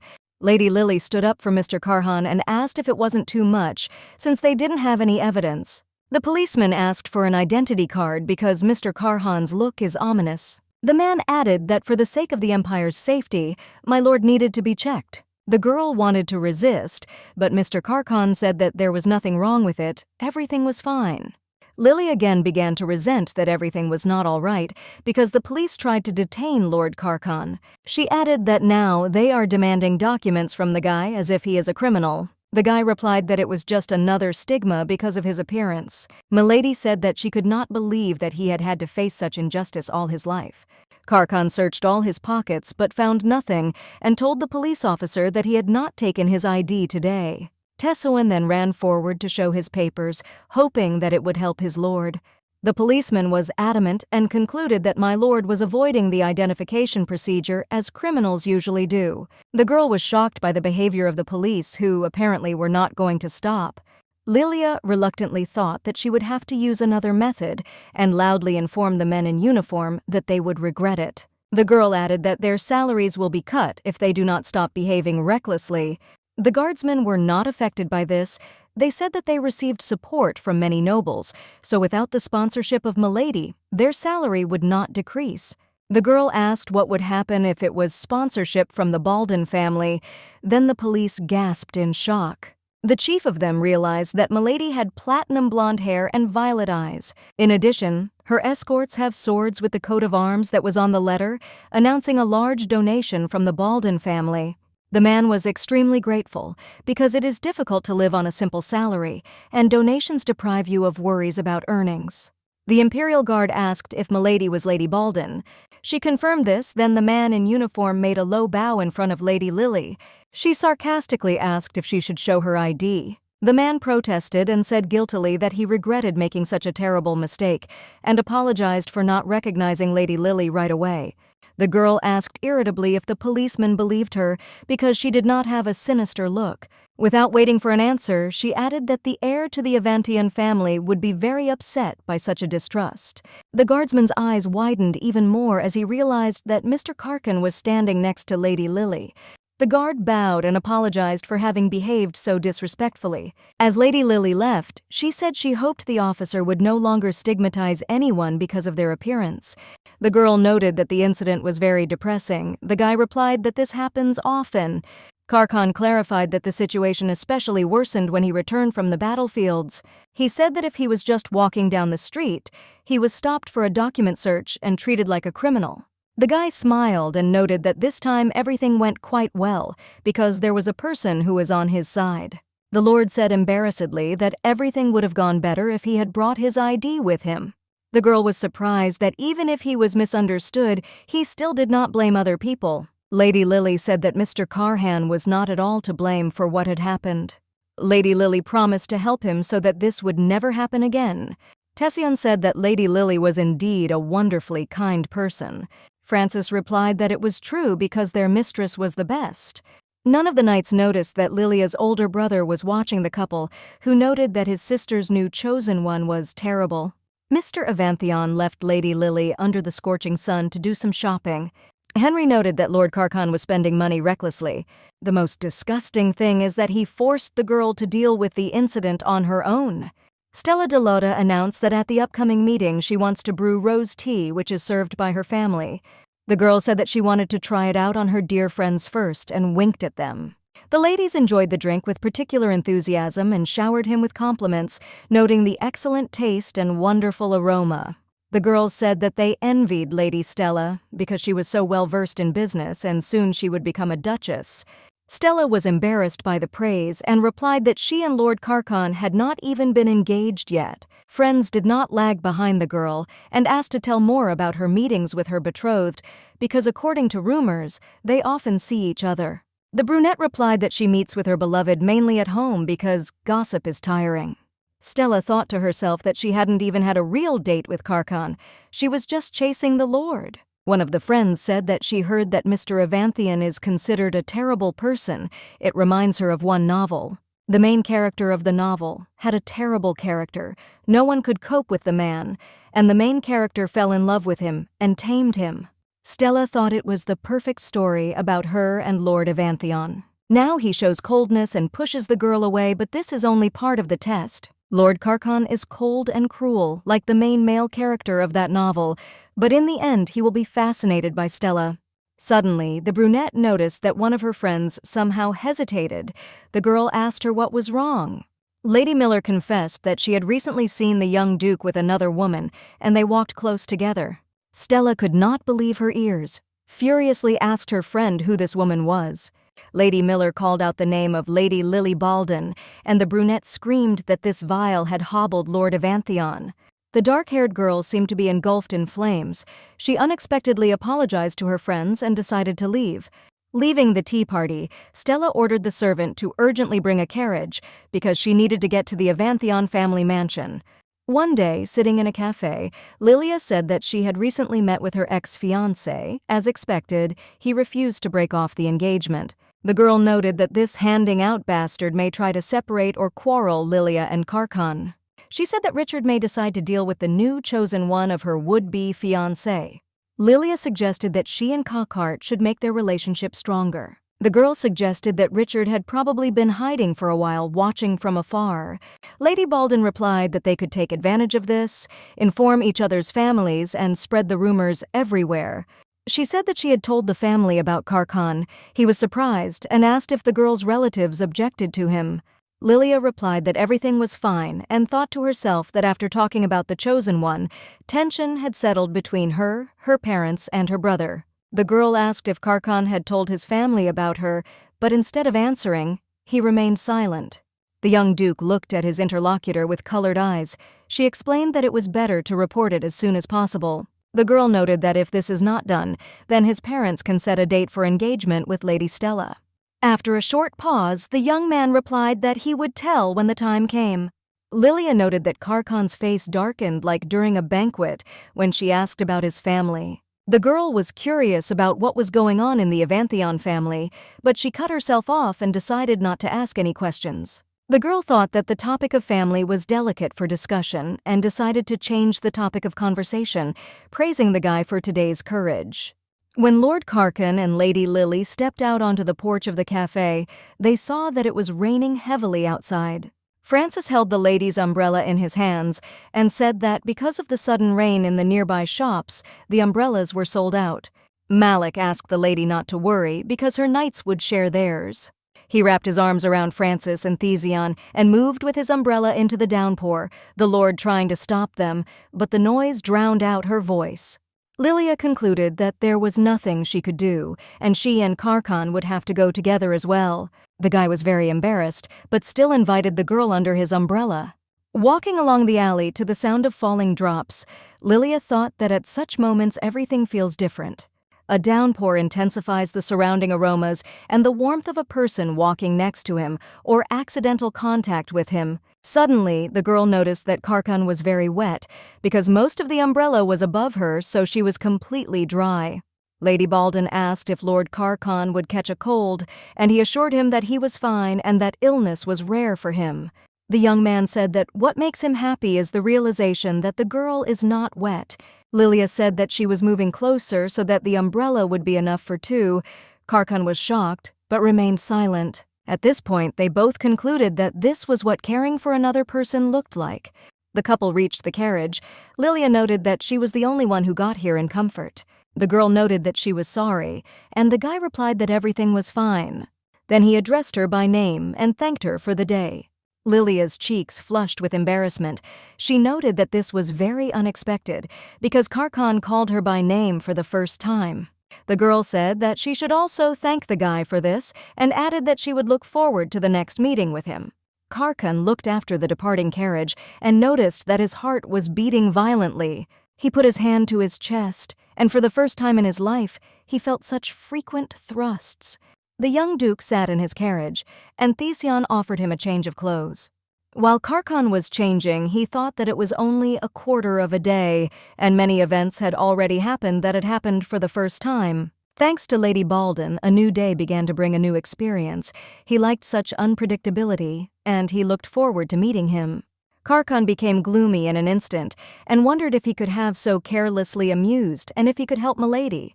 The guy asked himself if the girl would need him after revealing his secret. Theseon asked his master not to speak like that again, for in spite of everything, he was now the heir of the Avantheon line. Karkan thought sadly that his family saw the heir in another person. The young duke felt a heaviness in his soul from these thoughts, so when he got out of the carriage, Titian asked if he was okay. Suddenly, someone called out to Mr. Avantheon, and he turned around and saw Stella Delotte. She raced towards him in a rage, ignoring the heavy downpour. The brunette was angry and shouted and asked the guy where he had been for so long because it was already late. Theseon apologized and replied that it was already evening and the visit would have to be postponed, and it would be good to warn him of his intentions to come. The brunette said that it was amazing because, it turned out, she could not just come here. Karkan stood dead and silent, and Stella asked irritably how long she would stand and get wet in the rain. The guy sighed heavily and walked past the girl on the threshold of the entrance to his family's mansion. He turned around and asked what Stella needed. She decided not to show weakness in this situation in any way, because only in this way, as in that novel, you can get a bad man. The girl said that she heard a strange story about Lord Karkan walking with Lady Baldwin. Stella asked if it was a lie, and the young duke was sweating, but he braced himself and replied that it was true. The guy said that he had been communicating with Lady Baldwin for a long time. He asked Lady Stella to pretend that there was no conversation about the engagement. The girl was seriously enraged and asked the young man why he was so cruel to her. Stella shouted that the Duke and Duchess had already received her, which meant that everything had already been decided. There was no turning back. The young Duke apologized to Milady and said that his decision could not be changed. The girl was trying to find out if he wanted to shame her like that. The guy replied that he did not understand Stella's dissatisfaction because they were not in any relationship. Because of the noise near the front door, Duchess Avantheon came out. Lady Stella greeted her, and the Duchess asked what question had brought the girl to such a late hour. At this moment, the hereditary Duke remembered the most important reason why he had avoided Stella Delotte. Every time something happened, she complained to the Duchess, and now she reported that Karkan had another woman.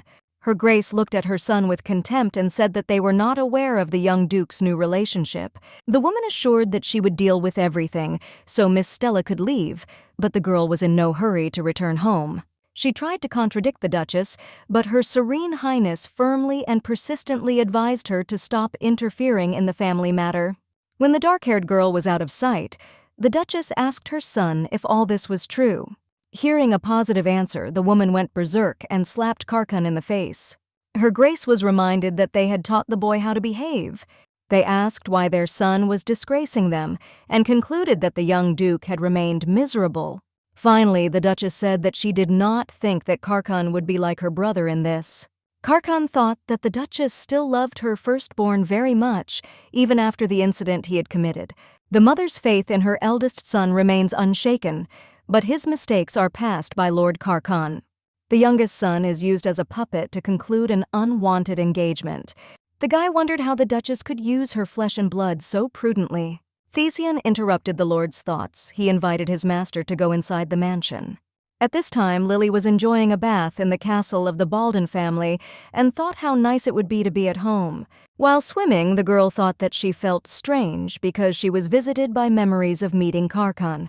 The maid who was helping the mistress get dressed after the bath said that Lady Violetta was waiting for her at dinner.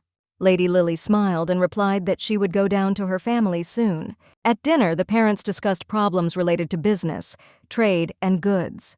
Lady Violetta complained about how hard it was for her to work and asked her son if he wanted to help her. Mother was supported by the head of the family, telling Henry to quit the unprofitable government service as soon as possible and take up the family business. The guy said that he liked what he was doing now, and Count Cliff asked who would inherit the family business. Lady Lily wanted to say that she was interested in going into business, but she stopped in time. To tell the truth, she did nothing in this area. As a child, she helped her parents a little, but this is not considered work experience. The girl realized that she only has a desire to work with business, so she cannot take responsibility for the family's business. Lilia thought she would discuss this more when the engagement matter was resolved. Parents asked if their daughter regularly meets with the future Duke of Avantheon. She smiled feignedly. Lady Lily replied that they had seen each other today and wondered to herself why her parents had suddenly asked about Lord Carcan. Earl Cliff said that he had not heard the story of the couple's acquaintance. Lilia replied that she and Carcan fell in love at first sight. The man noted that this is very romantic, because he also fell in love with his wife at first sight. The father asked what his daughter liked in the chosen one. She did not know whether it was necessary to lie about facial features or about positive qualities. The girl said that Carcan is kind and polite, although there are bad rumors about him, but in fact he is a good person. Lilia's family members were shocked by the answer, because Henry had reported all the incidents during today's meeting of lovers. The girl asked if her new chosen one was not better than the pitiful and vile Richard. The mother noticed that her daughter herself had brought up the subject of the son of the Marquis of Tercian and asked if she would tell her why she had parted with him. Lily mentally replied that the moment was right, the brother was here now, and now there was a strong shield in the form of Avantheon. The girl gathered her strength and said that Richard had cheated on her. Silence reigned at the table for a couple of seconds. The whole family was numb with shock. Then everyone except Lily jumped up from the table. The Count began to look for his dagger with shouts. The Countess ordered an urgent carriage to go to the Marquisate of Tercian. Henry grabbed a knife to deal with the scoundrel. Lady Lily's eyes widened at what she heard. She screamed loudly to stop the enraged relatives. Lady Violetta asked why her daughter did not tell as soon as the incident occurred. The girl replied to herself that if this problem could be solved immediately, then she would have told a long time ago. Lilia realized that the main reason why it was difficult for her to tell everything was the fear of hurting her parents and brother. Although they were initially against the engagement, Lilia still always remained for them the person they loved. They made their daughter happy, but it was not happiness that was terribly shattered. The girl realized that if they found out the truth, they would be as hurt as she was then. Lilia did not want to complicate their lives. Lady Lily shed tears when she remembered that the family members were against the engagement, but the girl did not listen to them because she wanted to get married. She explained that she was ashamed because of this, so she wanted to solve the problem on her own. Lilia apologized to her parents. They said that it was not their daughter's fault, and added that they would always be on her side. Henry asked his sister what she planned to do next. The girl replied that the bastard Richard would try to save the engagement. Lady Lily explained that together with the future Duke, she would find a way to stop him. Hearing the name of Mr. Avantheon, the family was greatly surprised, and the girl explained that thanks to him she was protected, and Richard would not harm. The Count, the Countess, and their eldest son decided to consult and concluded that the new chosen one might not be so bad. Lady Violetta said that he should be the first to take a step forward. Henry replied that he did not like this idea very much. In spite of his displeasure, he announced to his sister that they would trust her and Lord Carcan to break off the engagement. The guy noticed that after the official cancellation of the engagement, the Baldwin family would also begin to act against Richard. His brother said that they had to see for themselves first, and asked to invite Mr. Avantheon to visit them at Baldwin Castle. Mr. Avantheon read the invitation, and beads of sweat appeared on his face, and Ticion said that it was expected. The guy said that it would be difficult for his master to gain the favor of the Baldwin family on the first impression. Therefore, there was only one way left. To storm Lady Lily's relatives with gifts, the lord and his assistant went to the shops. Carhan reviewed almost all the products on the market and noted with regret that the influence of the Baldwin family is enormous. All the goods that the young man looked at were marked with the coat of arms of this family. Mr. Avantheon had already begun to doubt that he would find worthy gifts, so Tishan asked him what Miss Lily preferred. Karkan thought for a moment, but the memory of the first meeting on the balcony came to the rescue, with a bottle of champagne behind the girl. Mr. Karhan asked if the alcohol could be a gift. Tishan nodded in agreement. Then the hereditary duke announced contentedly that they were going to the liquor store. Entering the store, Karkan looked at the seller with his usual terrifying gaze. Tishan asked his master to be calm, but Karkan tried to soften his expression. He looked around the liquor shelves and concluded that he didn't understand it at all. The clerk noticed my lord's puzzled look and asked if he could help. Karkan looked around and looked with his typical gaze, and the man shivered like a frightened puppy. The young man remembered that he needed to behave more gently, so in a calm tone he said what he needed to find for a gift. The seller agreed and thought to himself that this client was not so scary. Mr. Karkan came out of the wine shop with many packages in his hands. Tishan said that he had déjà vu. Karkan thought that it was important not only to be gentler with other people, but also to learn how to refuse. On the way to the map, Lord Karkan and his assistant noticed a shop. Tishan said that they could choose gifts for Lady Baldwin's family there. They were walking there when they suddenly saw that Richard had been thrown out of the clothing boutique. He asked indignantly how the guards of a fashion store could do this to the son of the Marquis Tertian. The young men apologized, but said that members of the Tertian family were not allowed to enter. They asked Mr. Richard not to make any noise, otherwise they would call the police. Going back, they noticed Mr. Avanthion. The guards remembered that he had come with Lady Baldwin and thought it would be nice if he could visit their atelier. On the day of the visit to the Baldwin family, the gilded gate swung open and the young duke's carriage drove into the garden. Karhan was visited by jitters, and Tishan noted that everything looked great, although nothing else could be expected from the Baldwin family. The carriage drove into the garden, Lord Karkan's assistant suggesting that they would soon arrive at the castle itself. However, it was about an hour before they were at the front door. Mr. Karhan and Tishan were greeted by a smiling Lady Lily, who thanked them for coming. The Lord's assistant complained that it was not easy because the road seemed endless. The girl apologized that the invitation was so sudden. She explained that she had not been able to stop her family. Karkan replied that everything was fine, then handed Lilia a bouquet of flowers and thanked her for the invitation. The girl admired the bouquet and the young duke admired her. Lily looked up from the flowers and said that it was time to see the guests off and invited the lord and his assistant inside. The decoration of the estate was striking in its wealth and luxury, and many magnificent paintings hung at the entrance. Tishan noted that the mansion is like an art museum. Lady Lily replied that her father is an ardent fan of painting. Then she noted that most of the paintings are original works by artists. Tishan was surprised and thought that the gifts might seem too simple. Lilia said that before guests meet with her family, she must warn them. She admitted that her parents and brother are quite unusual people who can ask harsh and difficult questions. The girl asked to answer the questions seriously and in detail. Karkan nodded in agreement. Lily advised the young duke to relax and not to worry, because she would be there for him. Opening the doors to the living room, Lilia thought that she was in the armory. Swords hung on the walls, and the family was in full dress uniforms. Earl Cliff introduced himself in formal style, adding that he was the loving father of the beautiful Lily. Then he introduced his wife as a mother who raised their daughter with great warmth and trepidation. The man did not forget to mention Henry, describing him as a responsible and caring older brother. The girl could not imagine that her family would go so far and turn a simple meeting into a combat zone. Karkan was numb with shock. Lilia had to push him with her shoulder to make him introduce himself and thank him for the invitation.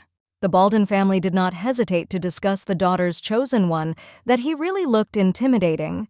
Henry concluded that the rumors were true. Lady Violetta urged not to jump to conclusions and invited the guy to sit down. Lilia looked at the table and she was seized with horror because it was more suitable for an interrogation than for a family dinner. The Count's daughter asked the maid to move her chair and place it next to the chair of the hereditary duke. This caused a negative reaction from the girl's family. She thought that her parents and brother were behaving like children. At the table, Karkan told Count Cliff that he had brought small gifts, wine and health products. Henry looked at the gifts with contempt and asked if this meant that they should be harmed and then repaired. Count Cliff said that he had given up drinking alcohol since yesterday, but Lily knew it was a blatant lie. Just yesterday, she watched her father and his companions drink a bottle of wine. When her mother reached for health products, Lilia took them away so that no one else would say anything about them. The girl thanked her lover for choosing and giving just what she really likes. Then, in exasperation, she asked the family if they were really going to be so disrespectful all evening.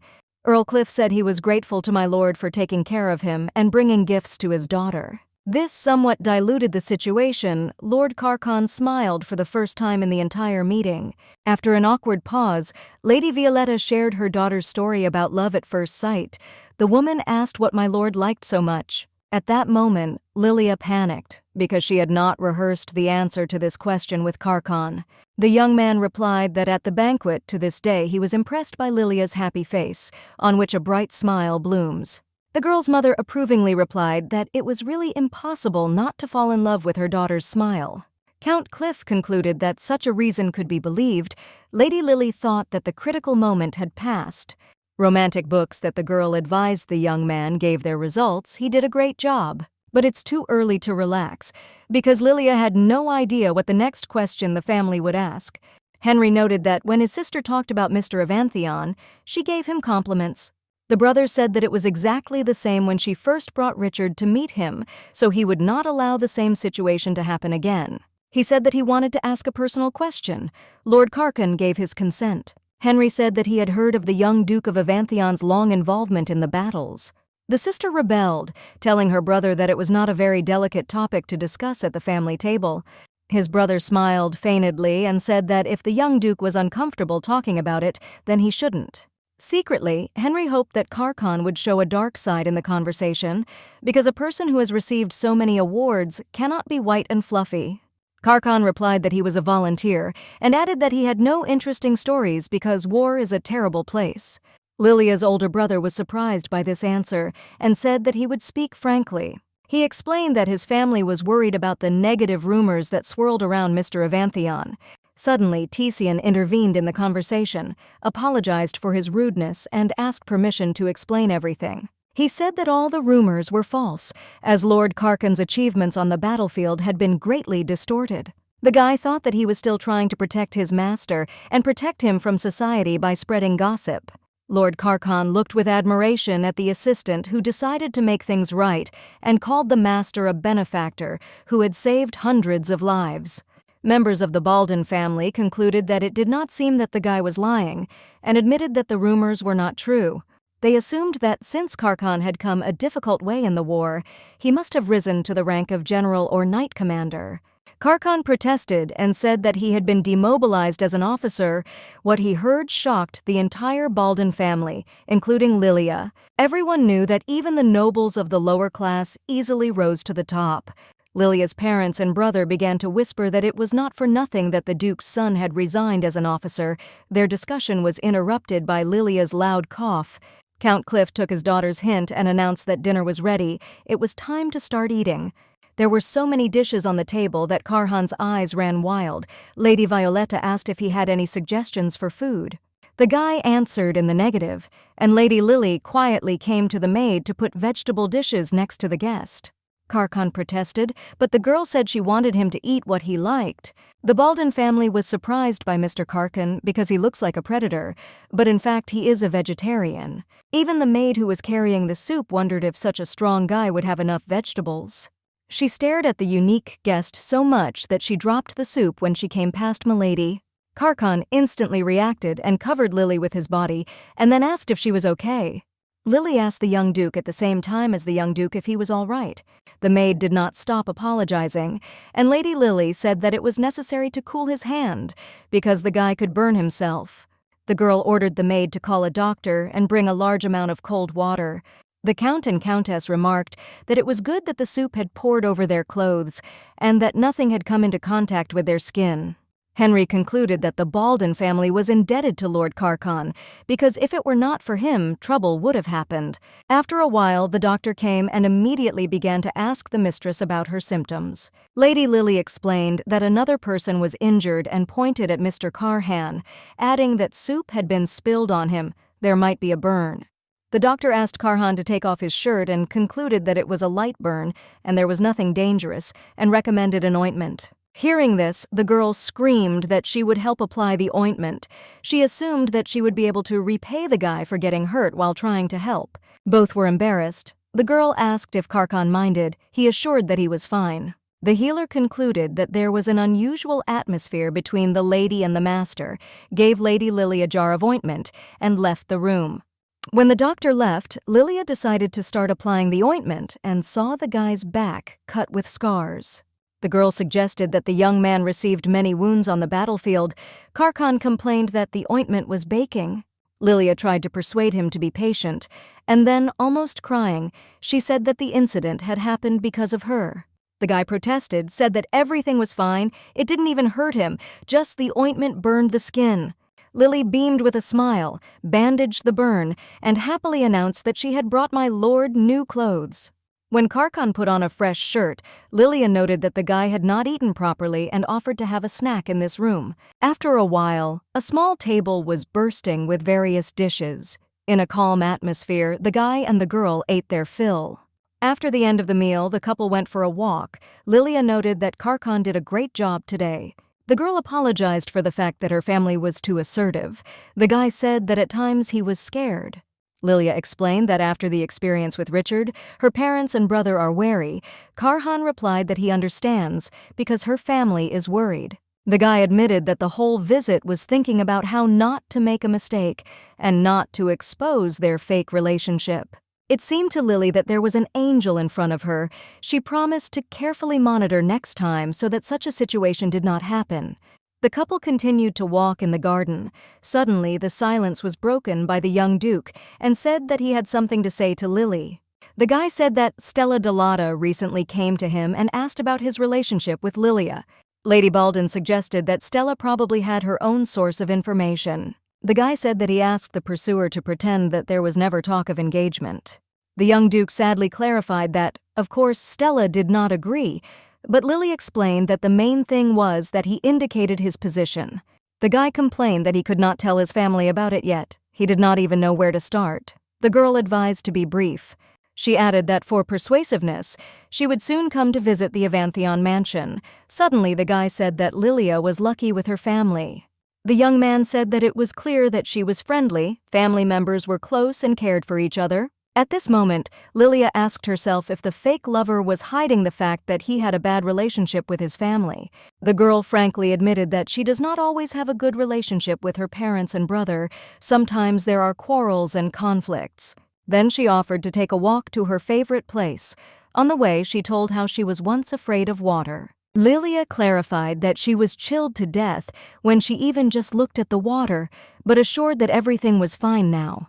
The girl took off her shoes, lifted the hem of her dress, and went into the water.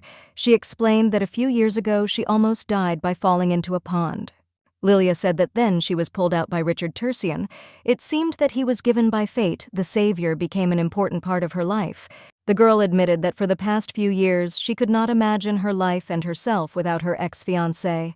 Lilia added that her feelings were sincere and strong. She believed Richard's words about love. With regret, the girl said that it turned out they did not love her, but her money. Some people think that you can get anything for money.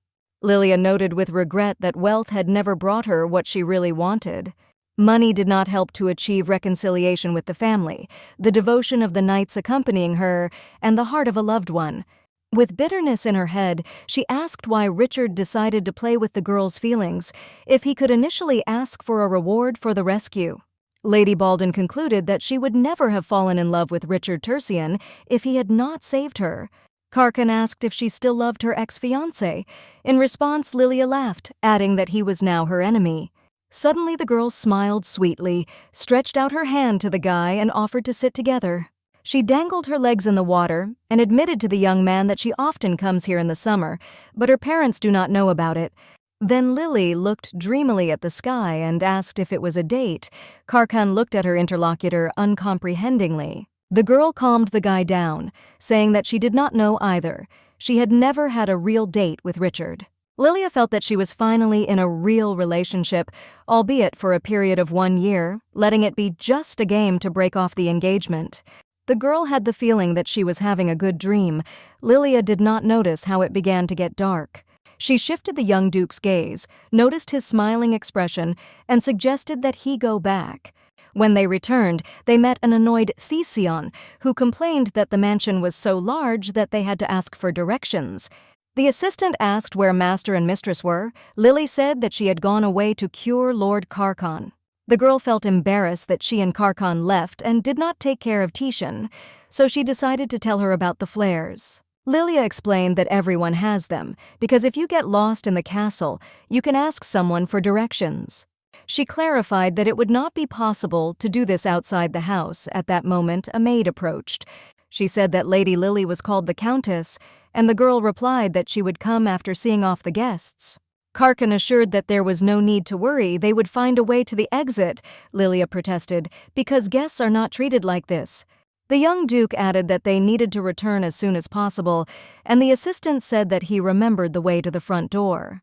The girl sighed sadly and concluded that if so, she would go to her mother. Lord Karkan and his assistant were walking down the corridor, but they were stopped by a familiar voice that shivered.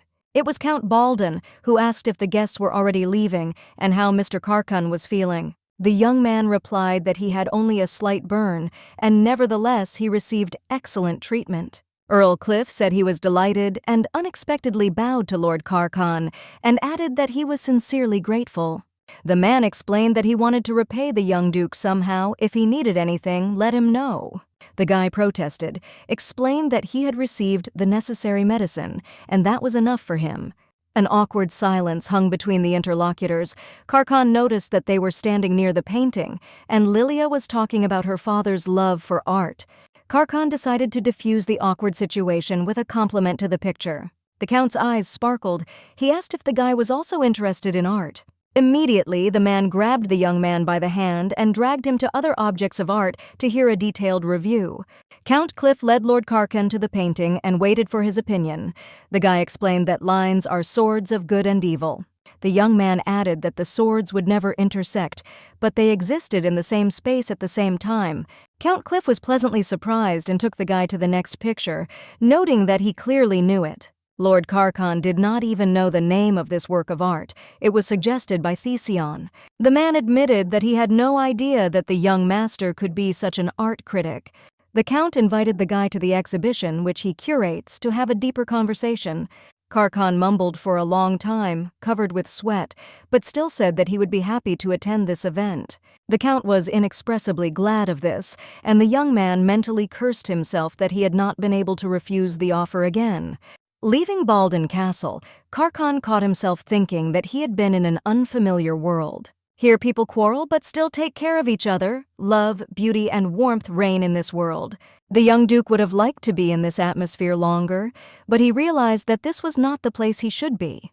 A few days later, Lady Lily came to the Empire's central bank because she had received a letter about the need to expand the vault. A bank employee informed Lady Lily that in addition to the profits from the reconstruction of the coffee shop, the store with boxes had succeeded. The bank employee asked if Lady Baldan wanted to know the amount of money in the account. She clarified that she would name the current amount because interest is accrued right now. When the current balance sheet was announced, Francis and Malik almost fainted from the number of figures. Lilia smiled, said that it was no longer clear where to spend so much money and asked to add 2 underground safes in her name. After the bank, Lady Lily decided to visit a cafe and treat the nights to delicious desserts. In parallel with tea drinking with sweets, the girl studied a newspaper with advertisements for shops, boutiques, and shops. In many advertised establishments, she has been or has already purchased them. The girl could not understand what to do if the speed of spending did not keep up with the speed of accrual of money. Lily was called out by Richard's older sister, Siona Tercian, and said that she did not immediately recognize Lady Baldan. Apparently, she had changed during this time. The girl with ruby hair said that she was just going shopping and asked Lily to follow her. Siona didn't understand why Lily was hesitating and still sitting there, because she had already come to the sidewalk. Lady Baldan wondered if Richard hadn't told his sister about the breakup of the engagement. Lily rose from her seat and warned Francis and Malik that she would be back soon. She thought it was good that she had accidentally met Siona Tercian, because she would be able to explain to her that the naive Lily was no more. Lady Baldwin caught up with a girl with ruby hair near the store. She said that she was planning to get pregnant.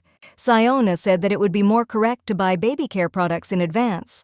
The sellers were not happy with the client. Last time she opened the packaging of the goods, but did not buy, lowered prices at will.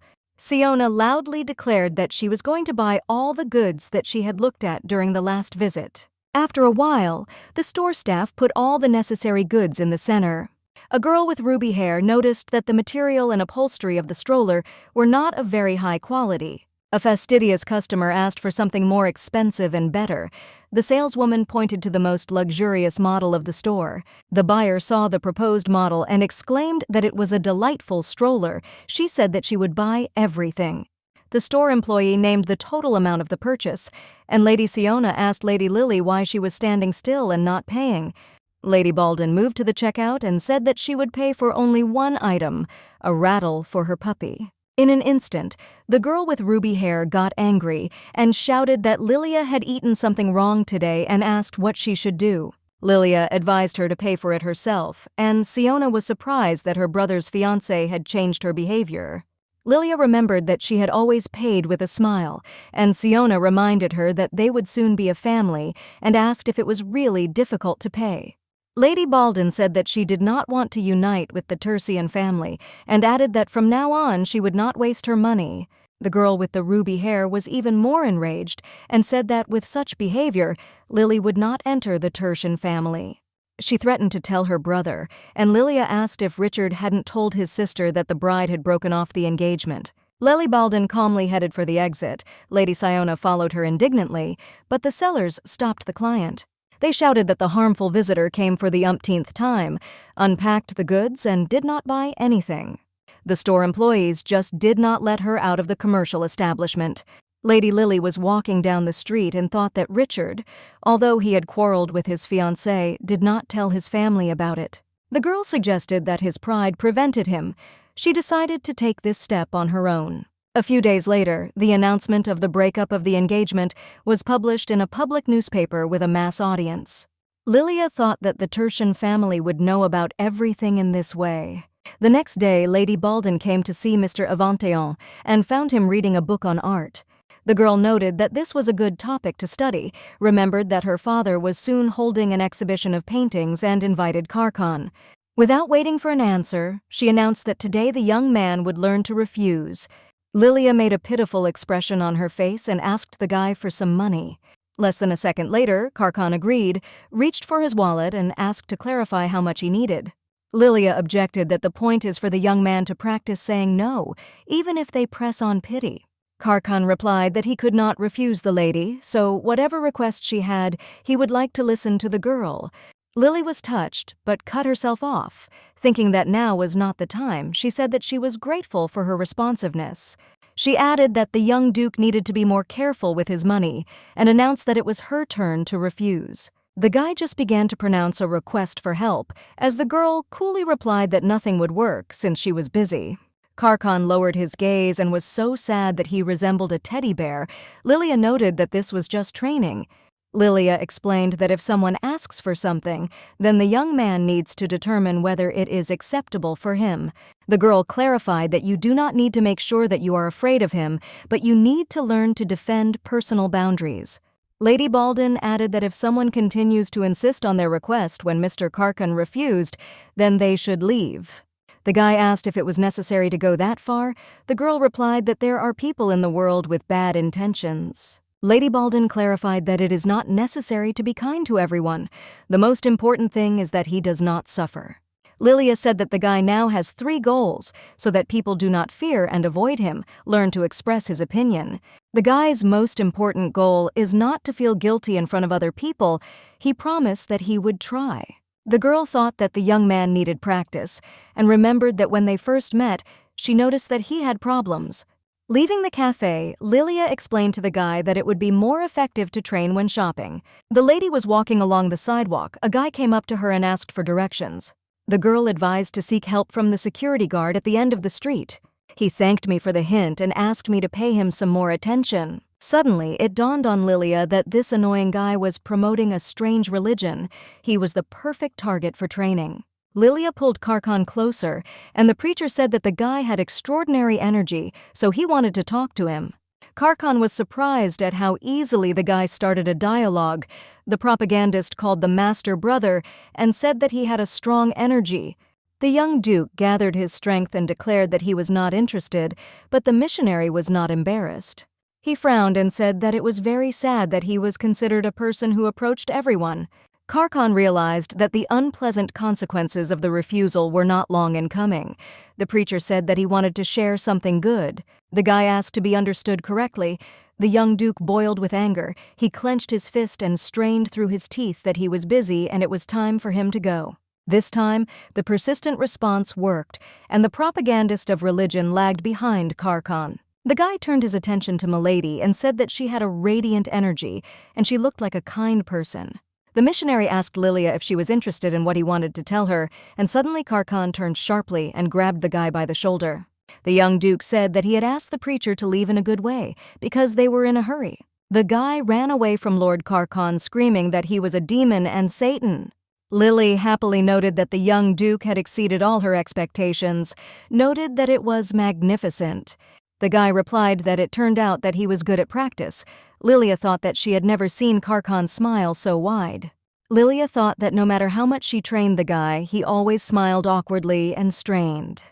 The girl asked what the guy was thinking when he smiled, but he couldn't admit that the smile was a reaction to Lilia's happy face. The young duke replied that he remembered the dog he had when he was a child, and the girl was saddened that it was so simple. Then they cheered up and advised the guy every time he was nervous to remember his pet from childhood. The girl announced that from now on, when she talks about the dog, Karkan needs to smile. Lilia noted that Karkan is a capable student and suggested learning to swear, especially since Franz is an excellent teacher in this regard. Richard looked at the mess he had made and concluded that it was necessary to learn to tame his temperament. He smashed his room with emotion when he ended a conversation with his sister, who found out about the breakup of the engagement of his younger brother and Lady Baldwin. Richard was interrupted from his negative thoughts by a servant, who said that he was being summoned by the Marquis. He suggested that the reason for the demand for an urgent meeting with his son was a note in the newspaper about the termination of the engagement. When the guy came to his father, an armful of newspaper pages flew into him, where on the front page there was a photo of Lily and Richard. The Marquis demanded an explanation. The young man replied that he and the bride had a quarrel, and she was still angry. The man said that he did not believe that such a note could come out because of one quarrel, and called his son a pathetic premature. The Marquis shouted in surprise that it was possible not to cope with the heart of one girl. Richard fell to his knees and asked his father for help. His father asked the boy if he had spoken to someone from the Baldwin family, but there was silence in response. The man announced in an indifferent tone that he would talk to Henry Baldwin and ordered his son to go away. When the young master returned to his mansion, he was greeted by Titian, who stated that he was glad that his master had learned to refuse. The boy remembered how he used to stand at Lord Karkan's chambers at night. They tried to take away food from the master, asked him to go into battle instead of someone else, or made impossible demands. Tezion said that he was truly touched and grateful to Lady Baldwin. Karkan smiled and thought that the assistant was right. The young duke realized that without Lily's help, he would not be able to refuse anything. Karkan opened the box that had been handed over by Lilia during the meeting. There were sweets and a note wishing bon appetit. Seeing the candies, the guy remembered a moment from his childhood when he had a similar box of sweets, and he was eager to share them. He offered sweets to the maids.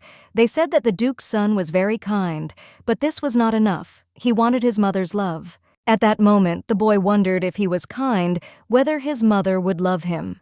Little Karkan wanted his mother to love him. That was all he could think about, but in response he received only a cold, fleeting glance. He did not know since when his mother had a look full of hatred, as if he had always been like this, and Karkan was an unwanted child. The boy thought that he had made some mistake, wanted to correct it, wrote pleasant notes to his mother, attached fresh flowers to them. He wanted to win at least a drop of his mother's love and trust, but one day he went into her room. In the trash can, he saw all his gifts given to his mother. From that moment, the gap between them began to grow. That day, Karhan decided not to show any more kindness, but everything changed with the appearance of Lady Baldwin in his life. Lord Karkan asked Titian if the Duchess was at home, and when he received a positive answer, he said that he had something to talk to her about. Karkan knocked on his mother's room, but did not come in, but only opened the door slightly and said that he wanted to talk. He said that he had met a girl. At that moment, the silhouette of the Duchess appeared in the doorway. She had already raised her hand to slap her in the face, when suddenly the young Duke said that it was Lady Baldin. The woman told her son that he had finally begun to do something useful. She knew that Baldin was the richest family in the empire. Finally, the Duchess said that she wanted to meet her son's new chosen one as soon as possible. The next day, Lilia received a note from Karkan saying that her parents wanted to get acquainted. The girl realized that she was being invited to the Duchy of Evantéon, and she began to worry a lot because it was her turn to play the role. Lady Lily's worries were interrupted by a maid who reported that an intruder's carriage had arrived at the main gate of the mansion. This guest turned out to be Lady Stella Delot, who was terribly nervous and shouted at the servants, asking if they had notified their mistress. They replied that they had taken a short drive to the mansion, so the lord should soon be notified of the arrival of the guests. The guard asked to wait a little longer, and Lady Stella remembered how the Duchess had promised to resolve the Karkan issue. The dark-haired girl concluded that there was no change in solving the problem, but she could no longer stand idly by. Stella concluded emphatically that the purpose of her visit was to warn Lady Lily. A flare exploded over the garden, and Lady Stella's governess was amazed that the estate was so large that fireworks were used for the signal. The guard opened the gate and said that it was possible to pass, and Stella was indignant at how it was possible to keep a guest out of the mansion for so long. Lady Stella looked out of the window and concluded with displeasure that the rumors were exaggerated. There was nothing special about Baldin Manor. The girl added that the garden in the residence of the Count of Delot is much better, and here there are only trees, there is no promised splendor. The maid informed the mistress that they had just arrived at the main garden. The dark-haired girl said that the scale of these territories could drive you crazy. Stella saw the glass greenhouse and noted that it was much larger than the Delot family's. Stella warned the maid that she would take a little walk and look around. She was amazed at the beauty of the garden. The dark-haired girl had always thought that her house was the most beautiful after the imperial palace, and it was unacceptable for Lily Baldin to be any better at anything. Stella concluded that she would not allow this to happen and decided to hire a new gardener for her garden and plant flowers from Baldin's garden first. The girl noticed that these flowers had petals the same color as her eyes. She decided that it was time to go back. When she came out of the greenhouse from the other exit, she saw a forest in front of her, which had no end. The girl realized that she was lost and began to call for help, but no one answered. Lady Lily joyfully exclaimed that she was glad to see Lady Stella. Although she was hardly found, it was good that there was a maid near the greenhouse. The dark-haired girl pointed out that the size of the manor's garden wasn't very practical. Lilia replied that the land near the mansion was selling cheaply, and the Baldin family bought it. Stella was incredibly glad that she had finally sat down because her legs hurt so much, and Lilia asked why the guest came. The dark-haired girl replied that she had heard from Mr. Evantheon about frequent meetings with Lady Baldin, and she confirmed it. Then the guest seemed to explode and shouted that this was shamelessness, because at the banquet Lilia claimed that there was nothing between them. Stella reminded her that Lilia was engaged, but the blonde girl asked in a calm tone if she had read the newspaper recently. Lady Baldin announced that the engagement would soon be broken. The guest could not believe these words. Stella said that apparently relationships do not play a big role for a blonde girl, and she will easily find a new chosen one. The dark-haired girl stood up and angrily assured Lily to leave her man behind, and she asked in response if they had sincere love. Stella sat back down and indifferently asked what it mattered, since their marriage of convenience. Miss Stella was the only child of Count Delot, so she lived without wanting for anything. However, in high society there was extraneous talk that the girl did not look like a noble lady. In society they said that expensive jewelry would not help her, because she was not worth a finger to Lady Baldin. Stella understood that she was not up to Lilia Baldin. She had worse education and social relations, less knowledge of etiquette. The girl recalled that she had been compared to Lady Lily since childhood because they were the same age and had a similar social status. Lady Stella plunged into the memories of a year ago when she appeared at a ball in the imperial palace. The attention of the guests was riveted on her. They showered the dark-haired girl with compliments about her appearance. Young ladies surrounded Lady Delot to find out which boutiques she buys outfits and accessories from. Even the arrogant ladies could not hide their interest in her. Miss Stella bathed in the curious and envious glances of the guests present and felt like the main character of the novel. Lady Delot's triumph was interrupted by the appearance at the ball of Monsieur Richard and Lady Baldin, who announced their engagement. Enthusiastic responses were heard from the crowd about the fact that the newly made bride and groom were a beautiful couple. They were brought together by fate. Then Stella Delotta instantly became angry and concluded that she urgently needed to find a groom in order to be in no way inferior to her rival. The groom must be in a better position than Richard Tercian. At this moment, the men were gossiping about Duke Evantheon. One of them said that his evil son removed the firstborn and became the heir. Stella was glad that she had found a suitable candidate. Sitting in the living room in front of Lady Lily, Lady Stella declared that she was obliged to become a duchess, supported by Mr. Carhan's mother. She said that if this continued, she would send a formal complaint to the Duke's family and ask him to bring her son to reason. Lilia noted that the dark-haired girl does not care how the family will treat Carchan. She is concerned about her own desires. Then she remembered Stella's words of encouragement and laughed as she showed the guest the invitation sent to her from Duke Avantion's mansion. The dark-haired girl screamed that it was stolen. Lily replied that taking something that did not belong to her was the manner of a guest. Lilia clarified that she remembers how the Delot family stole a sketch of a carriage, which the designer of the Baldin family had been working on for a long time. She added that she would never forgive the Delot family for this, and loudly announced to the servants that it was time for the guests to leave.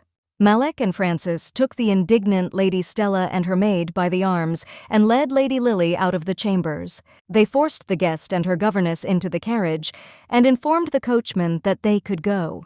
Stella leaned out of the carriage window and shouted that she would next come to this palace as a duchess. This was watched by Lily, who thought that the dark-haired girl was acting like a child. She concluded that she wanted to listen to Lady Stella, wondering what she would say, but the meeting turned out to be a waste of time. In the administration of the imperial palace, Henri Baldin was poring over papers when an assistant knocked on his door. She said that the Marquis had handed over documents that needed to be worked out until tomorrow. The guy said that he would do everything. Left alone, Henry leaned wearily back in his chair and wondered why the Marquis had begun to throw work at him and ignore him. The young man remembered how once the boss called him and announced that his son and sister Henry had quarreled. The Marquis advised the boy to keep an eye on his younger sister so that no strange articles would arise in the newspapers. At that second, Henry realized that Mr. Evantheon and Lady Lily were the same, so he would die of overwork if only his sister could do it. Returning to his office, Lilia's brother concluded that Mr. Carchan would not get away with anything, but the secret documents found by Henry will wait for a special moment when he can make a real splash. Henry drew attention to the photo of Lily, which was in the photo frame, among the stacks of papers on the desktop. He ironed the photo, said that he was very worried about his sister, and advised her to eat well because she had lost a lot of weight after Richard. In the castle of the Baldin family, the maids helped the mistress prepare to meet the family of Lord Evantheon. Lilia asked to give her a dress of a faint color and to gather her hair in her hairstyle, because this is her first meeting with Carchan's parents. When they finished their work, the servants opened their mouths in admiration at the realization of how beautiful their mistress was.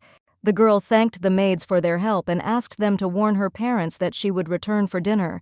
Lilia thought that she had not seen her brother for a long time. The governess explained that he came home late at night and left early in the morning. The lady replied that it was very strange because her brother always left work on time and promised that she would definitely visit her brother later. Mr. Carhan couldn't take his eyes off Lady Lily, who got out of the carriage and was heading towards him. The young man thanked her for coming. She handed him a bouquet of flowers and said that she was grateful for the invitation. Carchan noted that he had never received flowers before. Lilia laughed and replied that she was also giving flowers to a man for the first time in her life. The girl recalled that the guy gave her flowers when he came to her home, so this bouquet is her gratitude. Carchan led the guest inside the mansion and said that his father had left on urgent business, so today she would only meet with the owner of this house. The girl thought that the young man was more worried now than when he came to visit her home. Karkan invited Lilia to enter the room, but she fell into a stupor and panicked that his mother would pour tea on her for seducing her son, who had a fiancé. Lilia imagined Karkan's mother throwing a wad of money at her and demanding that the girl break up with her son immediately. The girl realized that there was no way back. It was time to go into the room, where she met the kind and smiling Duchess. The woman wondered if the journey had been too difficult and apologized that they had not been able to send a carriage for the guest.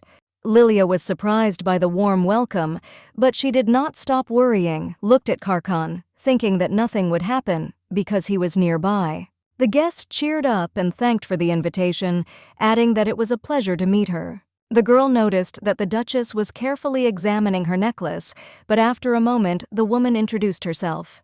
She said that she had heard a lot of good things about the Baldin family and invited the girl to sit down. Lilia sat down on the sofa and fixed a puzzled look at Karkan, who did not sit down, but remained standing next to him. It seemed to the girl that he was covered with drops of sweat, then she whispered why he continued to stand.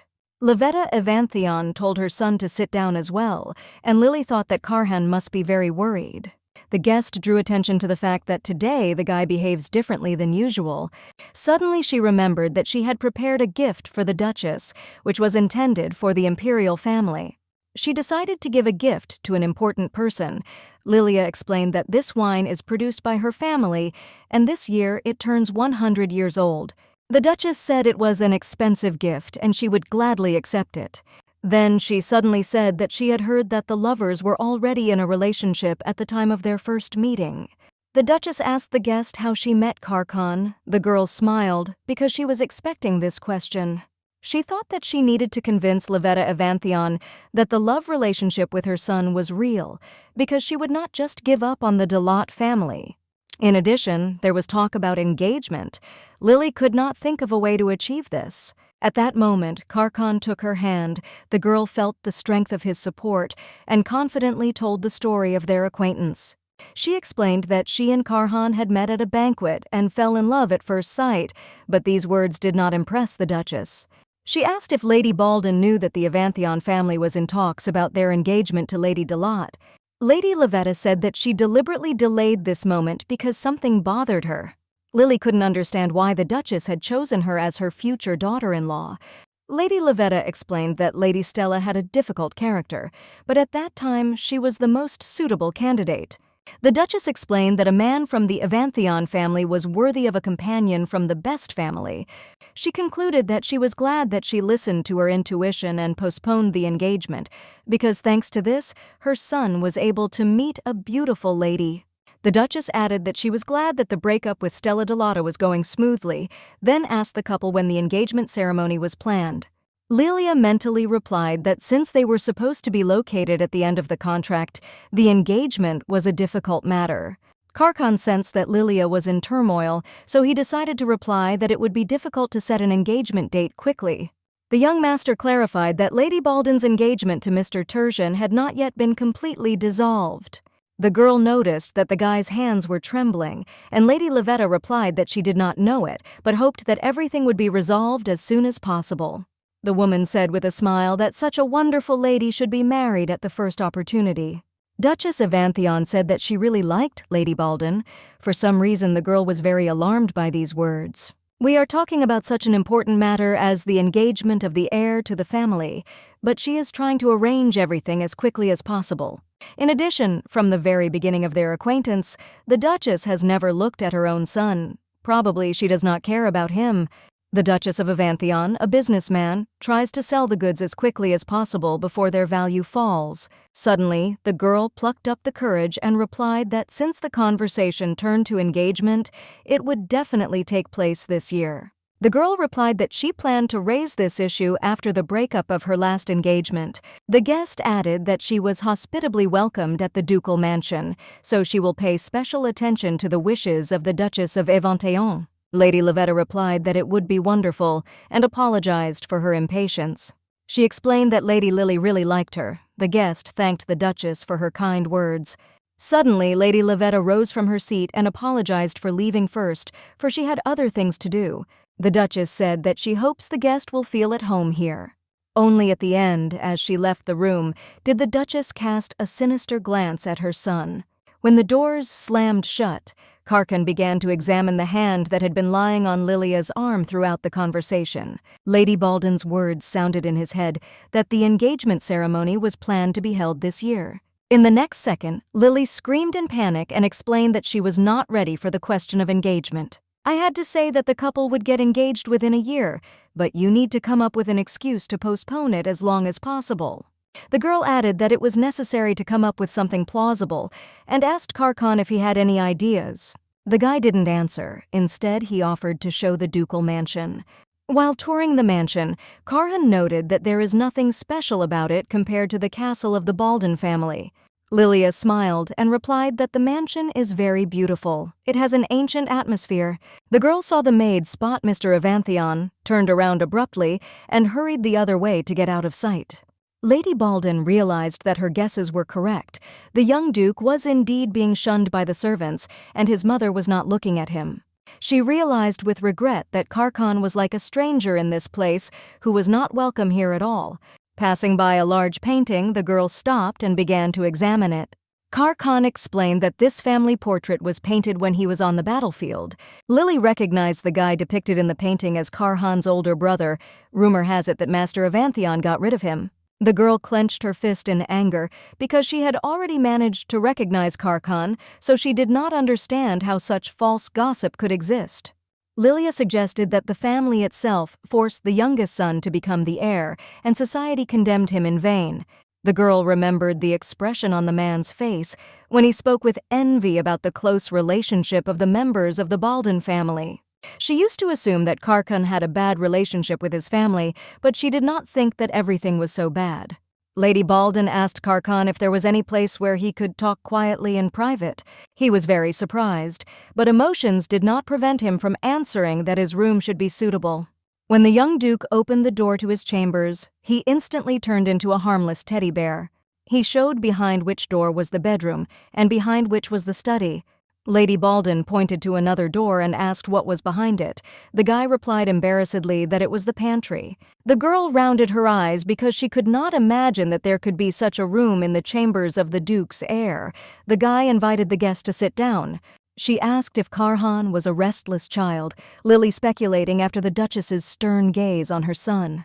Karkan smiled and replied that it was likely, because once in his childhood he locked himself in his study for the whole day and did not eat anything. The guy remembered how he was scolded because he was digging in the garden and scattering everything. Lilia looked at the interlocutor in shock. She asked if this could really make a small child a troublemaker. The girl told how she threw all her toys into the pond as a child.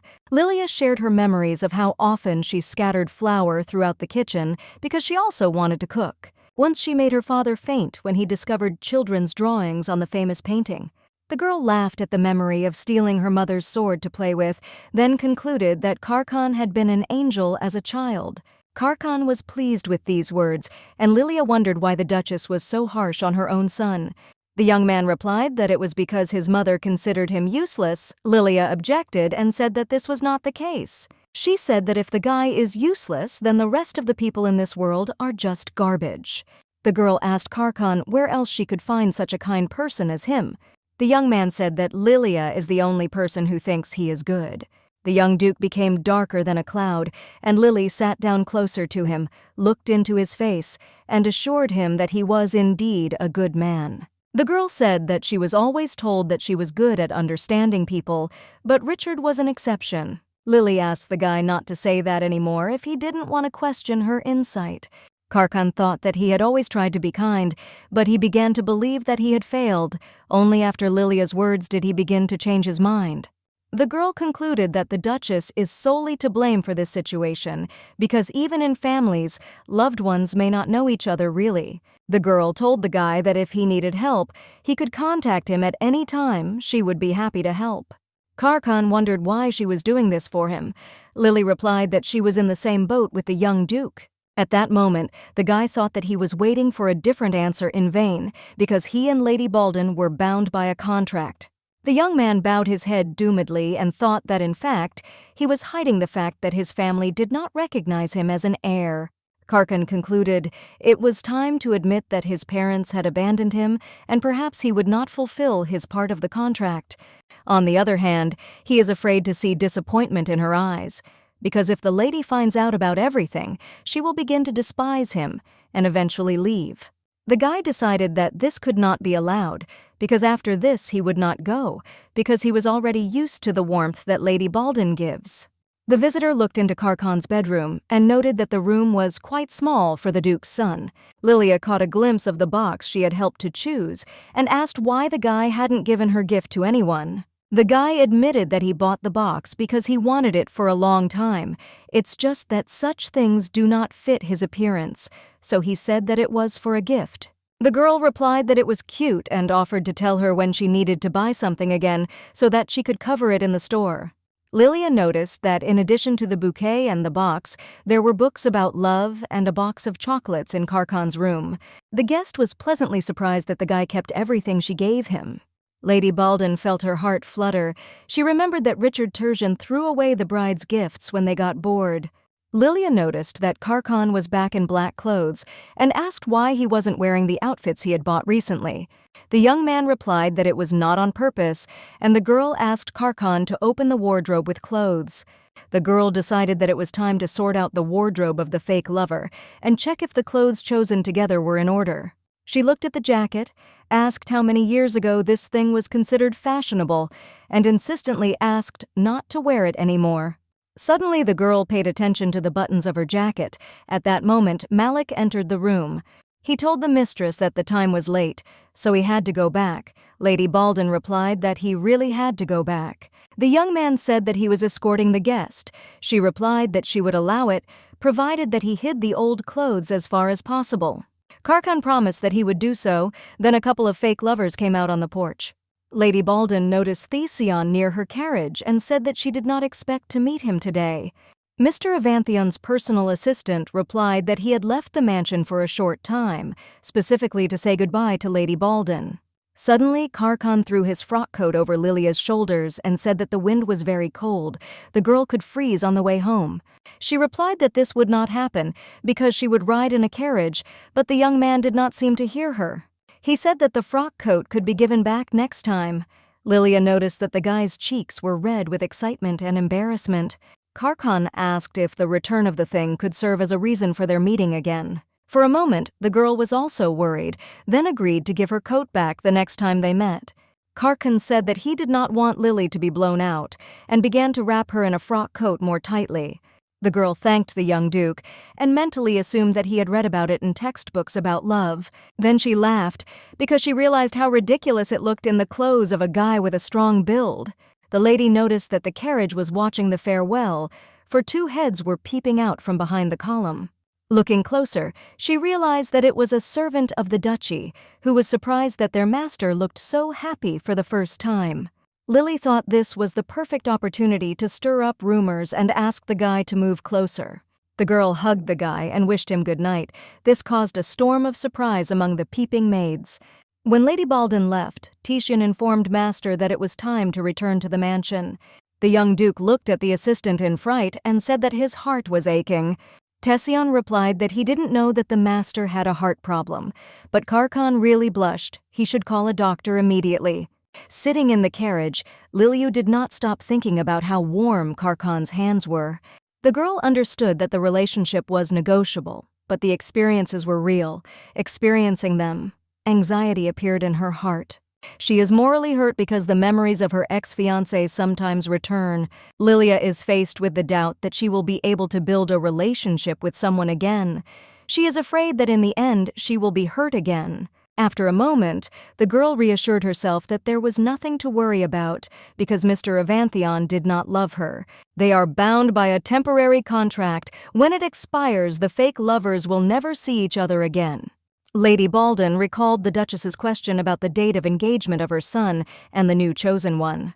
The girl concluded that if their relationship develops, everything will only become more complicated. She caught herself thinking that when she met Karkan, her heart fluttered. She experienced tender feelings. Compared to the negative emotions Lilia experienced with Richard, she now feels good and calm. Since the ex-fiancé never agreed to break off the engagement, he probably has a plan. As the carriage drove along the street shrouded in the darkness of the evening, the girl wondered if Richard had any weaknesses. It dawned on Lily that she could put pressure on them and force her ex-lover to break off the engagement. Meanwhile, Stella Delata trashed her room in a rage, shouting the name of Lady Lily Baldwin. The dark-haired girl wondered why this ubiquitous conceit stood in her way again. She remembered how a few hours ago the Duchess had invited her to the mansion to inform her that a more suitable bride had been found for her son. Lady Lavetta noted that she was very glad that the engagement of the heir to the Avanteon family and Lady Stella did not take place. The young lady forced a smile and asked if the Duchess was talking about Lady Lily Baldwin. Lady Avantheon ignored the question and said that she would tell the dark-haired girl's father herself. Stella panicked, mumbling on the Duchess's name and begging her to wait with a decision, but she silently got up and left the room. The girl sank to the floor of her room in tears. She asked herself how to look into the eyes of those around her now. She was sure that people would laugh at her because there was so much talk about her engagement to Mr. Avantheon. The girl regretfully concluded that she had missed her last chance to defeat this disgusting bastard. The governess knocked at the door, and Lady Stella was indignant that she had asked not to disturb her. The maid replied that a guest had come to the lady and demanded an audience. The intruder was Mr. Richard Tercian, and Lady Stella wondered why he had come to see her. The guy replied that he would get straight to the point and said that he wanted Lady Lily and Mr. Carcon to break up. The dark-haired girl asked the guest how he was going to achieve this. He told how he had recently met the Duchess of Avantheon at an event. She said that she had heard that Mr. Richard was going to break off the engagement. The guy was indignant that this was a lie and added that he did not expect the Duchess to believe dirty gossip. The woman pretended to be discouraged and replied that she had heard it personally from Lady Lily. The young man mentally noted that even the Duchess was already involved in this deception. It suddenly dawned on him that this was not a game. Richard decided that he did not have time to wait for his father to do something, because Lilia really intended to break off the relationship. Suddenly he remembered Stella Delata and decided that he needed to team up with her in order to start acting. The guest said that he knew that Lady Delata was in the same situation as him and suggested that he was not mistaken when he decided to come to her. The guy explained that he perfectly understands the girl's feelings because he was also confronted with the fact when he was informed about the breakup of the engagement. Richard assumed that she was angry and felt betrayed, and promised that everything would return to its place if the plan succeeded. The guy promised that Lady Stella would again become the bride of the heir to the duchy, but she doubted that Richard's plan would succeed. She knew that Lady Baldwin was not the kind of person who would stand idly by, but on the other hand, the game was worth the candle. Stella decided that it was worth trying to do something rather than sit and wait for the insufferable upstart to take everything away from her. The dark-haired girl asked what Richard's plan was and what she should do. Hearing these words, the guy smiled conspiratorially and his eyes sparkled. The next day in the gun shop, Francis groaned furiously that he would not give up his sword under any circumstances. Malik tried to calm him down and reason by explaining that his sword looked like a piece of scrap metal from a distance. Lady Lily was indignant at how stubborn her knight was and asked the clerk to bring the best sword of the shop. Through tears, the boy said that this sword was given to Lady Baldwin when he began to serve as her knight. Malik sighed irritably, and Francis snapped angrily that such a callous man could not understand his feelings. The lady told the knight that the competition for the selection of escort knights would begin soon. Lady Lily suggested that during the competition, the old sword could break and the owner could be injured or seriously injured. She handed Francis a new sword and told him to consider it a gift from her and wished him good luck in the competition. The lady expressed the hope that the knights serving her would win the qualifying competitions again. When Francis agreed to accept the gift and promised to win the competition, the mistress asked Malik if he needed a new sword. The guy replied that he had recently changed weapons because he was rational, unlike his comrade. Lady Lily laughed at the skirmish that broke out between the knights again and happened to see that there were cufflinks on the counter. The seller explained that these cufflinks contain high-strength gemstones that will protect the wearer from bad luck. Then the girl asked to pack them and several other selected goods. As Lady Lily, accompanied by the knights, was leaving the gun shop, they met small children on the way. The girl was crying because she lost a coin on the road, and her brother shouted that her mother gave it to them so that they could buy bread. Francis looked at the children and decided that they were children from the slums who could live on this bread for a whole week. The knight tried to help the children, but changed his mind because his rash actions could harm the reputation of the mistress. Suddenly, Lady Lily went up to the children and handed them a gold coin, asking if it was something they had lost. The girl objected because her coin was copper and this was gold. Then the lady made a serious look and admitted that she had taken the coin. Lady Lily said she wanted to exchange the girl's coin for another. The children explained that they needed to buy white bread. They asked the mistress if they had enough money, and Lady Lily replied that if it was not enough, they could contact her. The children asked if the lady would come with them, and in response the girl took the little girl by the hand. Francis watched this, who came up with the idea that perhaps money is so loved by the Lord because it helps those in need. The guy thought that he was proud to serve as a knight for such a kind lady. Lady Lily brought the children to the store with bakery products, their eyes rounded and their mouths open from the wide assortment. The children asked where the white bread was. Their mother really needed it to erase the drawing. Lilia pointed the children to the right shelf and mentally suggested that if the picture could be erased with bread, then it was drawn with charcoal. The girl thought that being fond of drawing living in a poor area is a difficult matter. At that moment, Malik called out to the mistress and said that he had bought everything he needed. Then the girl called the guys to her. She reminded the girl of the moment of falling on the road in search of a coin. Lady Baldwin took an ointment and bandages from the bag that Malik had brought, promising that she would treat the girl's wound. When she had finished with the girl's knee, Lady Lily said that the boys could come here whenever they were hungry and take what they wanted. They said they didn't have that much money. Lady assured them that there was nothing to worry about. The girl happily reported that the boss allowed them to take everything for free. She concealed that she gave the owner a decent amount of money at the entrance and offered the children to eat what they chose. Eating the buns, the children admired how delicious everything was and added that it was a pity that Tommy was not with them. The girl was wary and thought how good it was that she did not rush and did not give them money because it could have been worse. Lilia remembered that often people who ask for help from nobles use small children to ask for more money. The girl concluded that she had no idea what kind of guardians these children had, so if she had given money, she might have caused trouble for the children. She decided that the only thing she could do now was not to leave these children hungry. Lady Baldwin turned to her boss and said that from now on she would buy all the bread here if she promised to give it as a gift to the poor.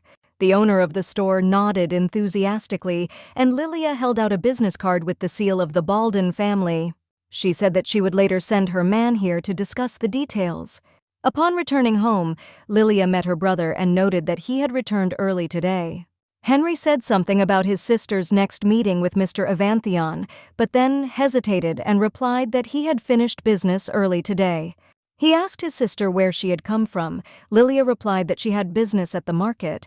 Then there was an awkward silence. The pause was interrupted by Henry, who offered to take a walk. His sister was happy, but did not yet know that further conversation would not go well. Walking in the garden, silence reigned between brother and sister, and at last Henry decided to ask Lily if she was eating well. The girl answered positively and asked a similar question to her brother. He replied that he also eats well. The dialogue was broken by silence again. Henry asked how the meeting with the heir of the Evanthion family went. Lilia thought that her brother was interested and worried about her sister's relationship with Karkan, and happily replied that everything went perfectly. She clarified that of course she does not meet with the young man every day. Nevertheless, their relationship is strong and stable. Suddenly, the girl realized that her brother was worried not only about his relationship with Mr. Evanthion, but also about his sister. He does not want her to start a relationship with a bad man again. The girl was flattered by such care. But she knew that Karkan was a good man, and all the rumors about him were lies. Suddenly, Henry said that he could not say for sure yet, but it seemed to him that Mr. Karkan was not as bad as people said he was. Henry said that he had been unnecessarily rude to his sister's new chosen one.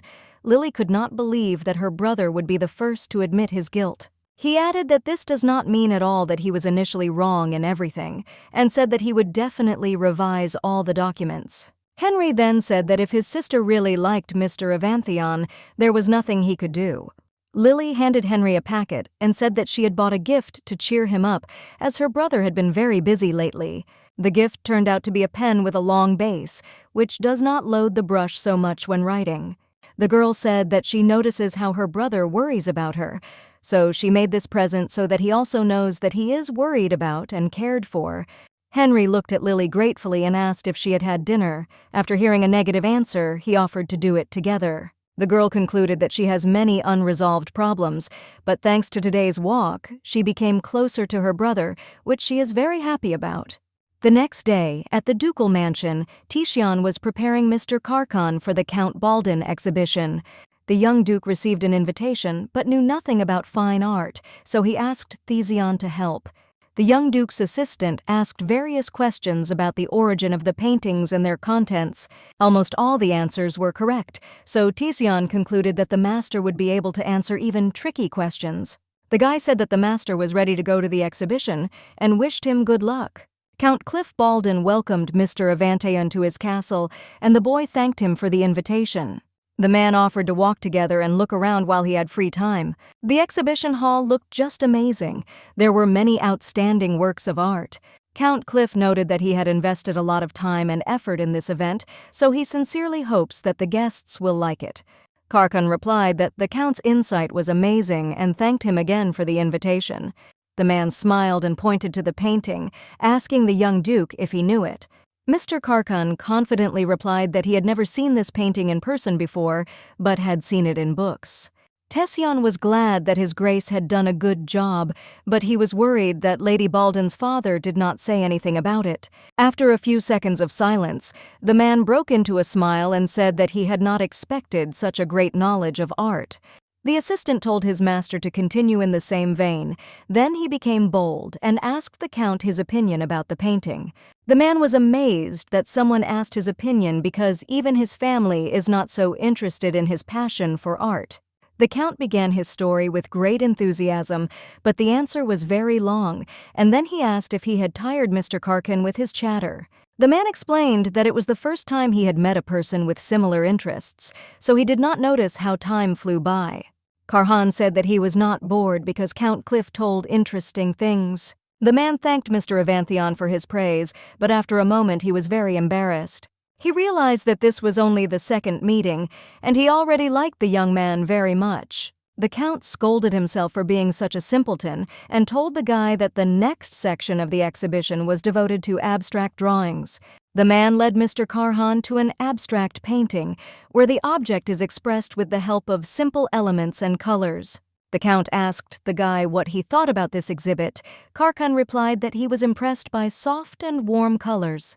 The young duke said that she aroused tender feelings in him and somehow conjured up memories of Lady Lily.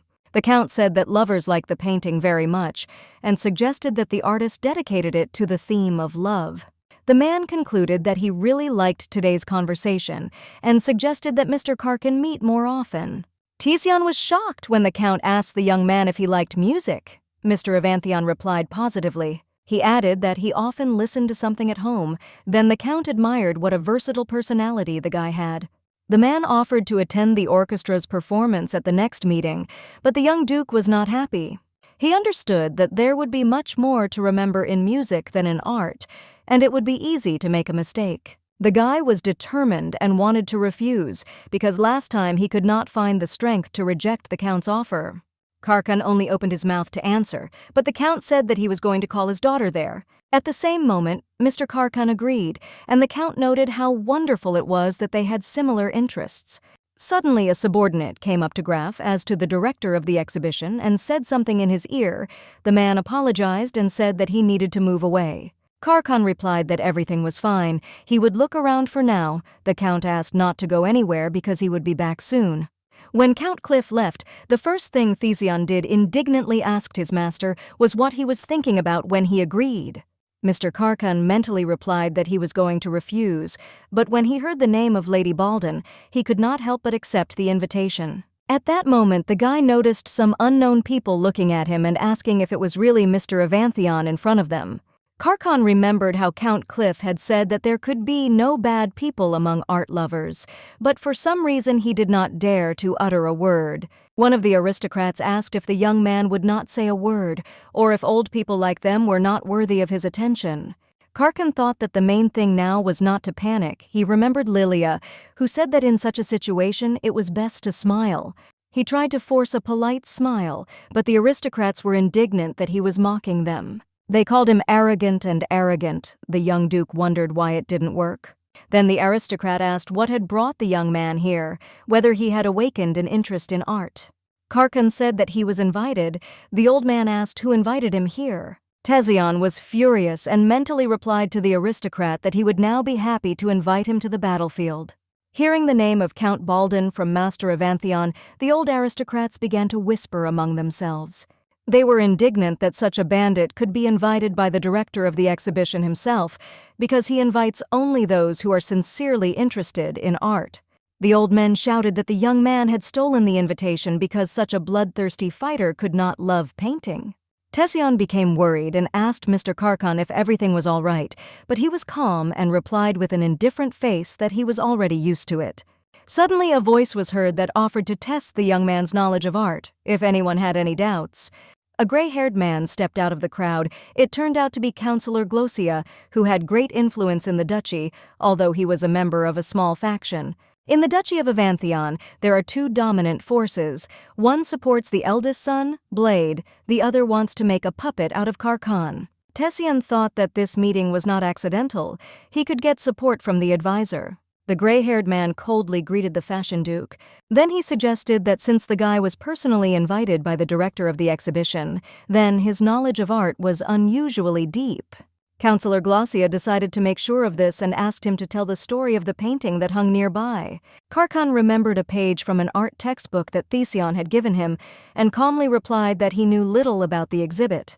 He said that the painting was painted 300 years ago, but the author is unknown. Initially, the idea was considered the fall of a real kingdom. Later, the motive turned out to be fictional. The aristocrats were shocked, and Karhan continued to talk about the artist's use of calm colors and light brushstrokes. The elderly nobles could not believe their ears, as if they had returned to the time of studying at the academy and found themselves at a lecture on the history of art. The aristocrats could not believe that the young duke was so knowledgeable about art, and concluded that he was lucky to have probably seen this painting before.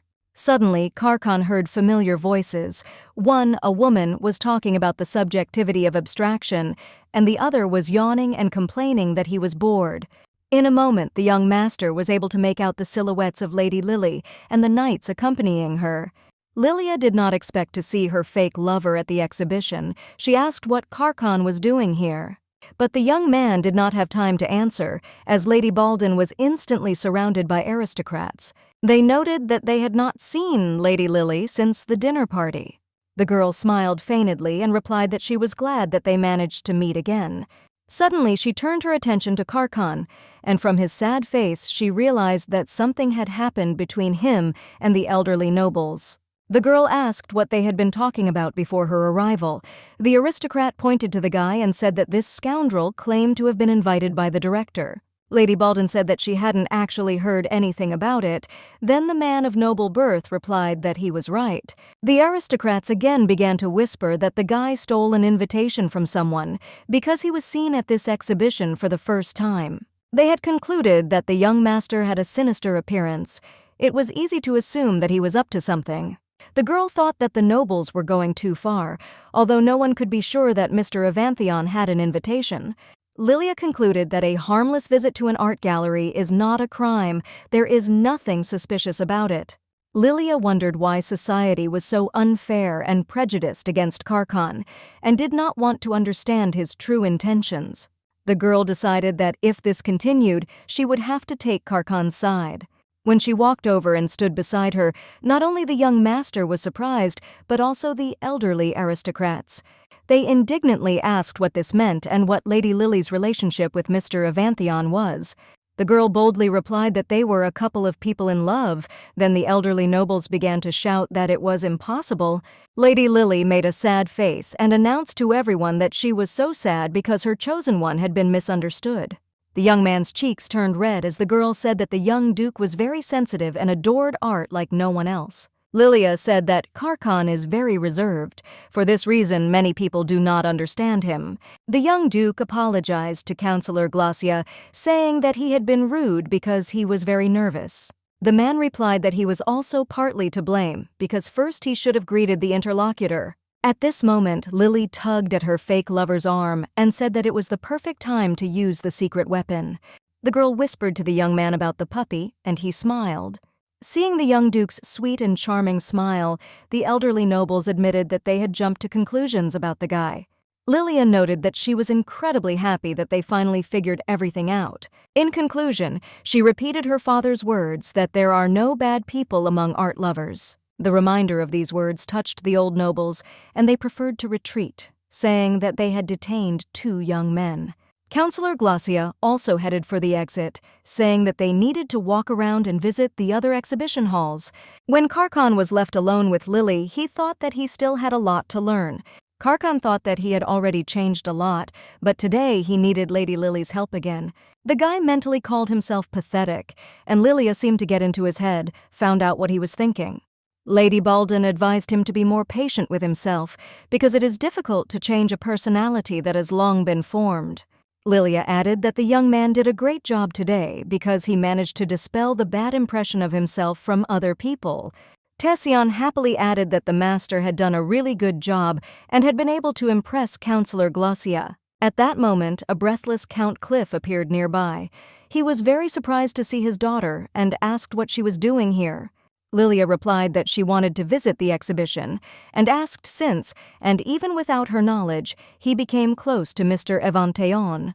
Without waiting for an answer, she menacingly asked when her father had managed to send the guy an invitation to the exhibition. The Count began to beg him not to tell anything to his mother and brother, otherwise he would be punished as a traitor. The man was in a panic. Suddenly, the young duke began to explain that on the day he was invited to the mansion, he asked the Count for a favor. The Count confirmed all that had been said, that the young duke himself had asked that everyone should send an invitation. The man said that he would go and talk to the rest of the guests of the exhibition. Then he winked at Karkan, quietly thanked him for his help, and promised to see him at the orchestra's performance. When the Count left, Lilia asked if her father had done anything. Karkan honestly replied that they were looking at the paintings. The girl wondered if the young duke had had time to inspect everything, but he replied that he was distracted by talking to the elderly aristocrats. Then Lilia offered to continue exploring the exhibition halls with her, and Karkan readily agreed.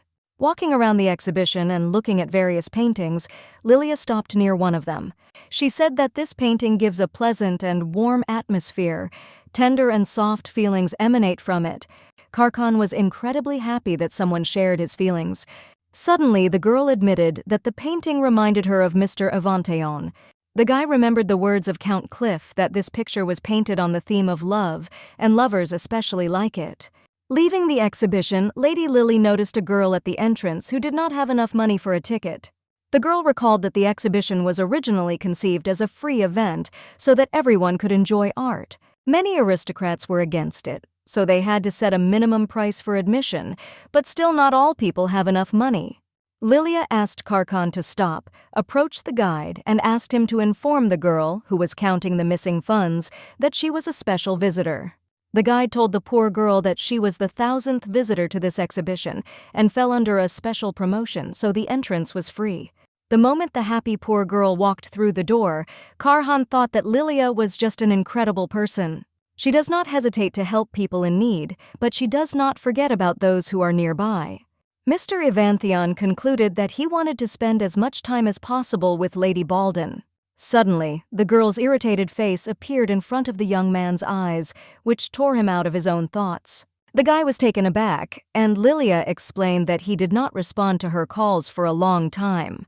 Karhan assured her that everything was fine, then she asked if he was drinking alcohol. Thesion, standing behind the master, had barely begun to say that the master never drinks alcohol when Karkan interrupted him. The young duke firmly and loudly stated that he had a positive attitude towards alcohol. Lilia replied that it was great and suggested that we have dinner at the inn because they serve excellent fruit wine. The young man replied that he had no plans, so he would gladly keep her company. Tizian whispered to Karkan that he did not drink, and the young duke replied that he had decided to start today. The assistant only sighed heavily in response. When the young people entered the noisy establishment, Lady Lily assumed that Mr. Avanthion wondered how the girl knew about this place. Lilia explained that her parents always told her that expensive things are not necessarily good and advised her to try everything in life. She announced that if the guy was uncomfortable, then he could go to another institution. He assured that everything was fine, just a little surprised. Karkan added that he liked the cheerful atmosphere of this tavern and smiled. The girl thought that when the young duke smiled, he looked completely different, and she felt a kind of tremor in her soul. The waitress came to the table, rattled the greeting on the machine, and asked what the visitors would order. Karkan turned his face, and she saw how handsome he was, instantly changed her intonation, warmed up and broke into a smile. The girl shyly straightened her hair behind her ear and asked if it was the first time the young man had visited this institution and if she could tell him anything. The waitress pointed out to the guy the lower sets on the menu because they are especially tasty and began to list the dishes that she personally recommends.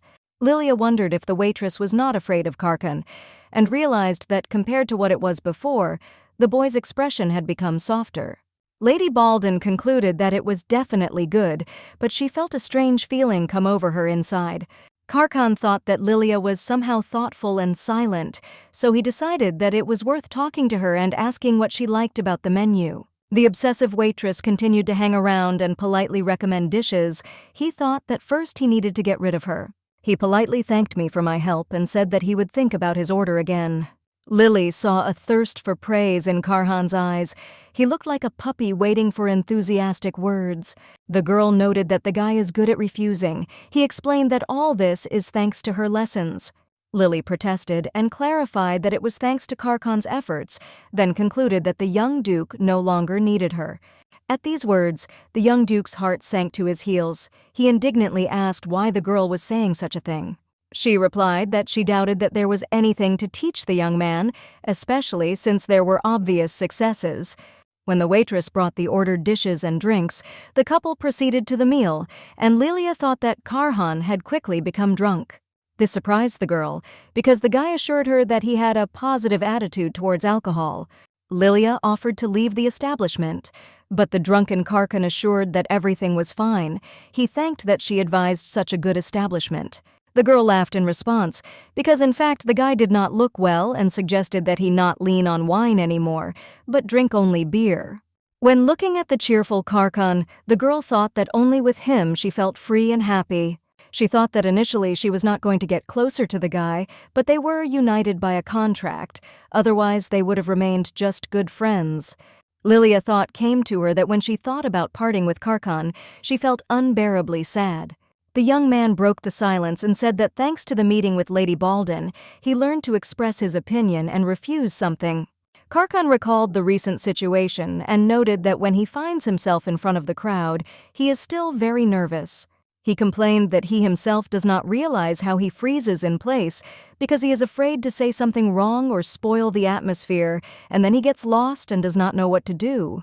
The girl mentally noted that the young duke was still worried about talking to the elderly, high-ranking gentleman.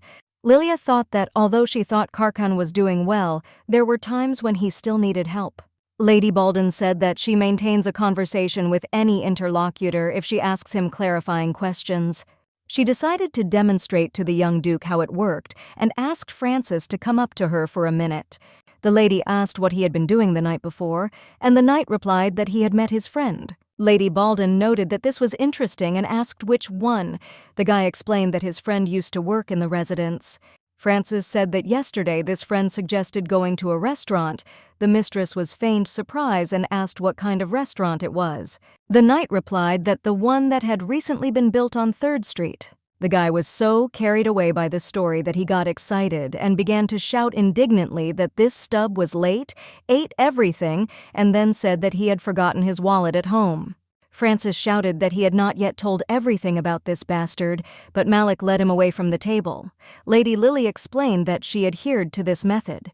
The girl explained that in this case, the leading role in the conversation passes to the interlocutor, and communication takes place naturally. The young duke thanked him for this advice, and the girl said that she was always happy to help and offered to clink glasses. After a while, a couple of fake lovers emptied more than one bottle of beer. It was already dark and Lady Lily could not take her tipsy eyes off Karkan's face. She wondered why she still wouldn't get used to the fact that the companion had such a wonderful appearance. The girl noticed how Karkan was holding a mug of beer and thought that the guy had large palms. She noted that in his hands the mug seemed like a toy. Lilia could not restrain herself and said that the guy had large hands. Karkan was very embarrassed, and the girl explained that she had naturally small palms. She picked up her mug and asked her to note that the dishes were the same, but they seemed large in her hands and small in the young duke's hands. The girl asked to compare the palms and noted that Karkan's hand was twice the size of her hand and it looked rougher, probably because of the calluses from the sword. Lilia was so drunk that she did not hesitate to ask to touch the young man's palm. Karkan was numb with shock and blushed, not knowing how to react, but after a few seconds of hesitation, he held out his hand to Lilia. The guy did not understand what was happening, because a pleasant warmth began to spread through the parts of the hand that the girl was touching. The young duke noted that Lady Lily's palm was so small and delicate compared to his. Suddenly, the guy abruptly pulled his hand away and asked to stop, because his heart hurts. He added that it seemed that his heart was about to jump out of his chest. Then he opened a small box of pills and took one out of it. Lilia asked irritably why Karkan hadn't told her anything earlier, and how long he had been taking medicine for heart pain. The young man explained that the doctors said to take these pills only when the heart begins to hurt. The girl thought that there was no need to invite the guy to this institution, and even offered to drink alcohol. Karkan hastened to calm her down, and clarified that the last time she had a chest pain was when Lady Lily visited the mansion. Lilia said that if he had warned her, they would have gone elsewhere. The young man replied that his heart hurts for the first time since the last time. He assured that alcohol can be drunk, just in small doses, and the girl sighed loudly and concluded that if something goes wrong, it will turn into a big problem. Lily pushed the glasses aside and said that there was enough alcohol for today. Then she asked if the exact cause of the heart pains had been investigated. The young duke replied in the negative and explained that the doctors could not establish the exact cause. The girl suggested that the young man be examined by a family doctor because he is an experienced specialist. He used to serve in the imperial family. Karkan was flattered by such care, replied that there was no need to worry, he was fine, and thought to himself that Lilia was a kind and good person. The guy smiled embarrassedly and reminded him that when he visited the mansion, Evantheon had called him a good person, which made him very happy. Karkan timidly began the story of his childhood, that he grew up in a family with strict morals. He always wanted to get the approval of his parents. Mr. Evantheon clarified that he tried many times and tried for a long time, but it was all in vain. Once, having heard random praise from maids in childhood, he became as if possessed. Thus, he stepped on the path of his own death because prejudices about him grew and it was difficult to get rid of them. Karkan said that he considered himself a failure because all efforts were in vain. He explained that he had no choice but to accept the general misunderstanding. The young duke added that at that moment he made a decision that he would become a bad person for everyone. However, for Lady Lily, she wanted to always remain good. The girl could not imagine that her words would affect Karkan so much. Lady Baldwin realized that, compared to the past, his words made his heart flutter and beat faster. The girl wished the guy to move confidently in this direction, asking him to be even kinder to her in the future. She clarified that the young master was already doing it perfectly, but he should try better. At that moment, the maid was hurrying to meet the stranger in the cloak. He asked if she had previously passed on information about the heir to Evantheon for Stella Delata. The girl confirmed this and said that she had heard that the unknown person would pay more, so she came to meet him. He replied that it was true, but the payment depended on the value of the information that the maid would provide. She was frightened and barely found the strength to say that Lord Karkan was temporarily the heir of the Evantheon line. The informant added that she heard about this when she served the Duchess, and an unknown person asked to clarify what she meant. The girl explained that the Duke's eldest son was hiding abroad. Because he had done business, his brother became the heir instead of him. She added that it turns out his refusal of the title is temporary. When the true heir returns, he will get his place back. An unknown person threw a bag of money at the informant and noted that he liked what he had just heard. The girl asked if there would be any errands, but in response he told her to clean up. An unknown person took off his hood. It turned out to be Mr. Richard Tersian, who thought of his former fiancée with a smirk. She was deliberately looking for someone of higher status, but the person she trusted has been deceiving for a long time, but does not appear to be anything. The next day, the governess, Lady Balden, reported that she had brought the laundry and asked if it belonged to Mr. Evantayon. She also said that lately, when the mistress returned to the castle after a long absence, she was all glowing. Lady Balden was embarrassed, and the maid said that she hoped that everything would work out for Mistress and Mr. Evanthion. As Lady Lily looked at the washed frock coat that the governess had brought, she plunged into memories. She remembered how Karkan had put it on the girl's shoulders when he had escorted her from the mansion to the carriage. This was followed by the next memory of them sitting in the tavern and drinking together. Then she could not take her eyes off him, because his expression and eyes were dazzling that evening. Each memory of their meeting causes a pleasant thrill in the soul and, like a sprout, sprouts in the heart. The girl thought that all the exciting feelings associated with the last meeting could just be imagined because she was drunk. Lilia thought that she should not forget the true purpose of these pseudo-dates. She concluded that she had taught Karkan everything she could, and now she had to keep her distance. Violetta Balden noted that it was incredible to gather the whole family at one table. Cliff Balden decided to support his wife. He replied that they rarely get to have dinner together because the eldest son is constantly busy at work. Henry announced the news that he would soon get a promotion, and his father exclaimed that it couldn't be too soon. The guy explained that the boss had been throwing a lot of work on him lately, so, unwittingly, he had achieved excellent results. His father and sister began to congratulate Henry. His mother confirmed this and then announced that he had received a proposal to marry. The young man asked to reject it, and the Countess objected that she did not even finish. He replied that there was no point in listening further. Violetta Balden exclaimed that her son was a real stubborn man. He did not want to marry or inherit the family business. The woman confessed that she had always hoped that Lily would bring a worthy suitor into the house, and called the name of Mr. Evanthion with disgust. Graf Cliff said that he was insanely worried about who to hand over the management of the family business, and offered to have a third child. His wife angrily asked who would give birth to him, then the Count offered to hire a professional manager. Lilia thought she wanted to talk to her parents about it after the engagement ended, but now was the perfect opportunity. She gathered her strength and announced to her parents that she wanted to start a family business. Her statement shocked all family members. The Countess decided to ask her daughter about her intentions. She reminded Lilia that she had never been interested in family affairs before. Lilia thought that the family's doubts were understandable, for she kept repeating that she would marry Richard and be faithful to the role of the Marquise. The girl said that she understands that she has no experience in this field, is not as smart as her brother, does not have brilliant achievements like him.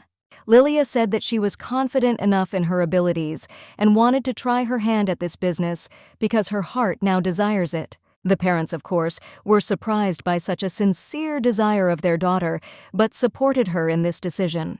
Violetta Balden smiled and said that she agreed that her daughter should try herself in this role. The woman added that it took a lot of time until Lilia herself wanted to do something, and experience and knowledge will always have time to accumulate.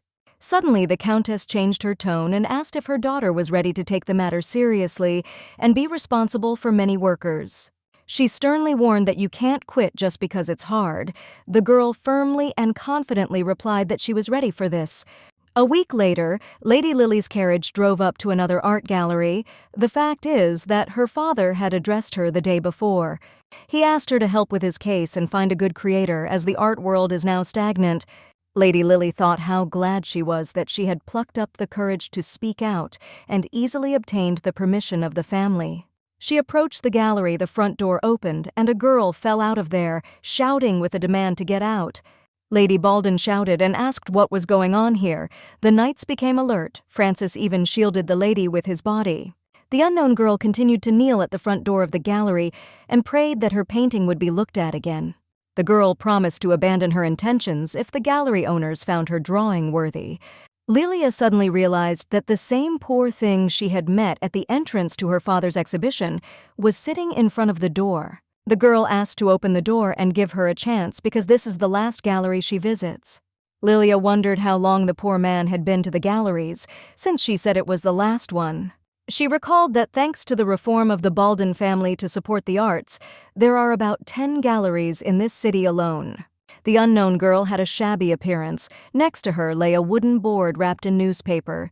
All this indicated that she was an unrecognized artist who did not get a chance because of the prejudices of society.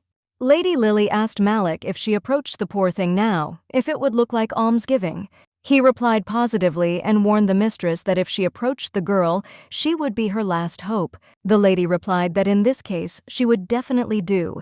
In a second she was near the entrance gallery. Lady Baldwin held out her hand to the poor thing and asked if she could get up. The girl stood up, shook herself off and thanked Lady Lily for her help, and the mistress asked her to show her painting. The unrecognized artist was very embarrassed and said that for the first time someone himself expressed a desire to look at her works. She timidly handed her work to Lady Baldwin, saying that she still had very little experience in the visual arts. Lilia was delighted with what she saw and thought that this unrecognized artist could change the world. A moment later, the mistress asked the stranger her name and offered to sign a contract. The poor thing could not believe her ears, and Lady Lily clarified that she would like to buy the painting and book the next one. The girl was shocked and realized that this was a huge chance for her, but with regret, she said that this was the last picture. Lady Lily was perplexed, and the unrecognized artist explained that she was giving up painting as her family had large debts. She said that she was in a difficult situation and added with a smile that she also had a younger sister and a brother. The unrecognized artist explained that she has to work hard so that they do not starve. She clarified that she had no time to paint a picture, even if it was bought by the mistress under the contract. Lady Baldwin called Francisc and Malik, asking them to bring a sponsorship form. Lady Lily asked the girl to wait a little, and after a while, she provided her with a temporary contract. Mrs. said that the contract is designed for 3 years. It provides for an advance. Lady Baldwin added that art is not born on the silk of a finger, so there will be no clear deadlines. She said that a workshop, canvases, and paints can be provided, but this requires an exclusive contract. The lady added that in this case it is forbidden to fulfill other people's orders. The artist shouted a demand to stop. She asked why Lady Baldwin was offering an exclusive contract to an unknown creator because it was a great offer. The mistress replied that she saw a special talent and potential in the girl and realized that she deserved a good chance. The poor girl realized that she had never heard these words, although she had visited many galleries. She asked what would happen if she took the advance and ran away. Lady Baldwin replied that it was okay because the painting would remain with her. Suddenly Malik called out to them and said that the workshop was ready and they could pay a visit there. The girl was shocked by such a speed of change of events and asked what the name of the mistress was. Lady Lily replied that she apologized for forgetting to introduce herself and gave her name. The girl was shocked that the Count's daughter from the famous Baldwin family was talking to her. Lady Lily invited the discouraged artist to discuss the details of the deal on the way to the studio. A week later, Karkan received a note saying that Lilia wanted to meet to give him his frock coat.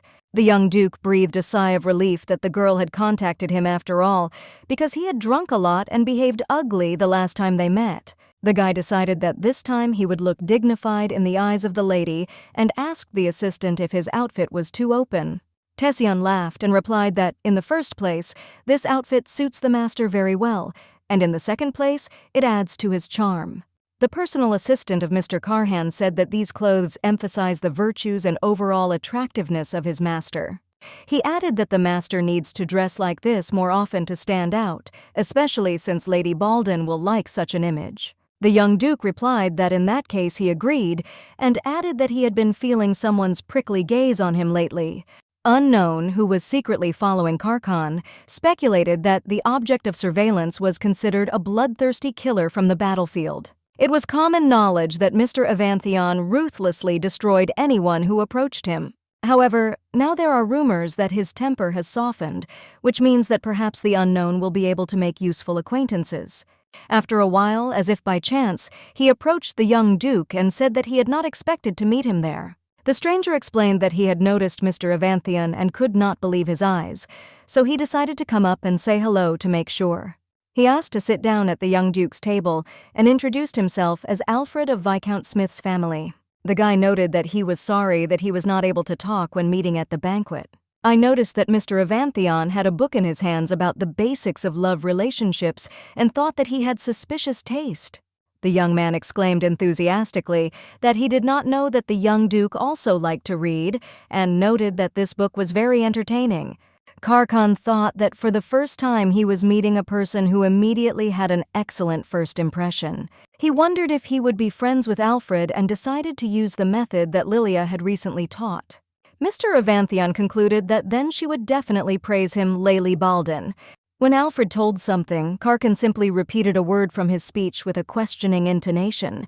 Soon, the young man got tired and freaked out that he had not been able to start a conversation to find out information from the young Duke. Alfred apologized for interrupting the reading of Mr. Evanthion. In upset feelings, the guy ran away, and Karkan was left in complete bewilderment because he did not understand what he had done wrong. A few minutes later, Lady Balden came up to Mr. Evanthion's table.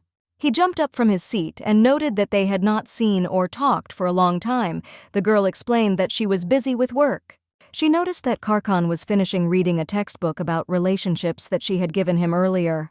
Lilia said that the manual had a second volume, and the young Duke replied that it was the first time he had heard of it. He suggested that they go to the bookstore together now, since they were talking about it. On the way to the store, there was an awkward silence between Lily and Karkan, which the young Duke decided to break. He asked if he had accidentally offended Milady on the occasion when he had had too much alcohol. The girl assured that this meeting went well from beginning to end and suggested that Karkan did not know how to drink alcohol at all. The young man replied that he did not even suspect that he was getting drunk so quickly. The girl warned him to be careful when he wanted to have a glass of something strong. Lilia asked if the guy who talked to him was a friend of Karkan. Mr. Evanthion noted that he met him for the first time and was very surprised when an unfamiliar guy confidently approached him. The young Duke stated that he had used the method taught by Lady Lily and kept up the conversation by asking clarifying questions.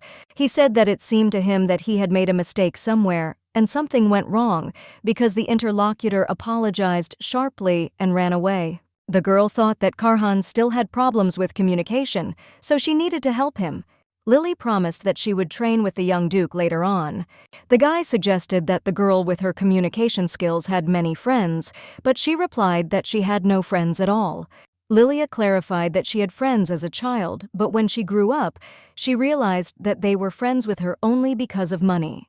The girl said that after learning the truth, she distanced herself from fake friends, so there was no one left around whom she could consider her friend.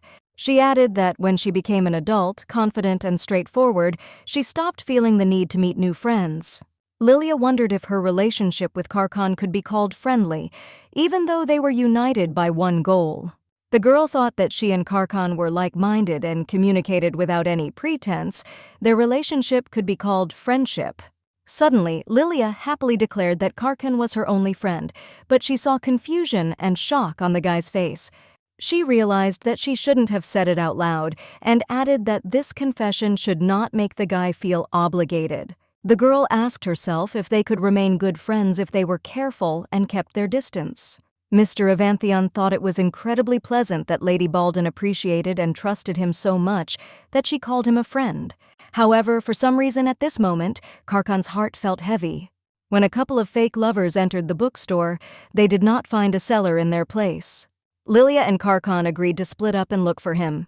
Passing by the shelves with books, the girl thought that during her absence, many new folios from different publishing houses appeared here. She noticed a shelf with books on business management, decided to take a few for herself since she was in a bookstore. However, the shelf with the necessary tomes was high, Lily could not reach. Suddenly, the back of her head touched Karkan's chest. He helped Lilia get the necessary books. Lilia's heart was pounding like crazy. She could barely find the strength to pull herself together and squeeze out words of gratitude. Karkan asked if he had taken out the book he needed. Lilia mentally answered in the negative, but answered aloud that it was exactly the same one. She told him that she had chosen everything she wanted, so she would go to the checkout. Leaving the store, Lilia found that the street was enveloped in evening twilight. Karkan invited her to have dinner together. The girl rejected the offer, saying that it was time for her to go home. Then the guy said that he would see her off. She replied that it was not worth it, because the carriage in which she had arrived was very close, then asked Francis to bring one thing. Lily handed Mr. Evantayon his frock coat and told him that she had a gift. The girl explained that she saw these cufflinks when she was shopping at a gun store and thought they would suit Karkan. The young man replied that he was extremely grateful and would keep this gift as a valuable treasure. Lily angrily protested that these cufflinks were not for decoration, but to be worn with pleasure. Karkan replied that he would admire them for a while, then he would wear them. Lily agreed with a smile and said that it was really time for her to go. The young duke took her hand to help her get into the carriage. He said that he was glad to spend time with Lady Baldwin today. The girl reciprocated, but abruptly let go of her hand and left. Tessian chattered that he had prepared the carriage for the master, but the young duke did not hear him. He abruptly concluded that he needed to make a return gift, buy it right now, and go to the Baldwin residence. Thesion was shocked that the young duke wanted to buy a gift right now and asked to wait with his intention. In the carriage, Lilia sobbed, exclaiming that she was going crazy and did not understand what was happening because she sincerely wanted to remain Karkan's friend. She noted with regret that the excitement and trepidation did not subside next to Mr. Evantayon, and her heart was pounding violently. The carriage drove up to the Baldwin family county when the girl heard a noise and heard the voice of her former fiancé.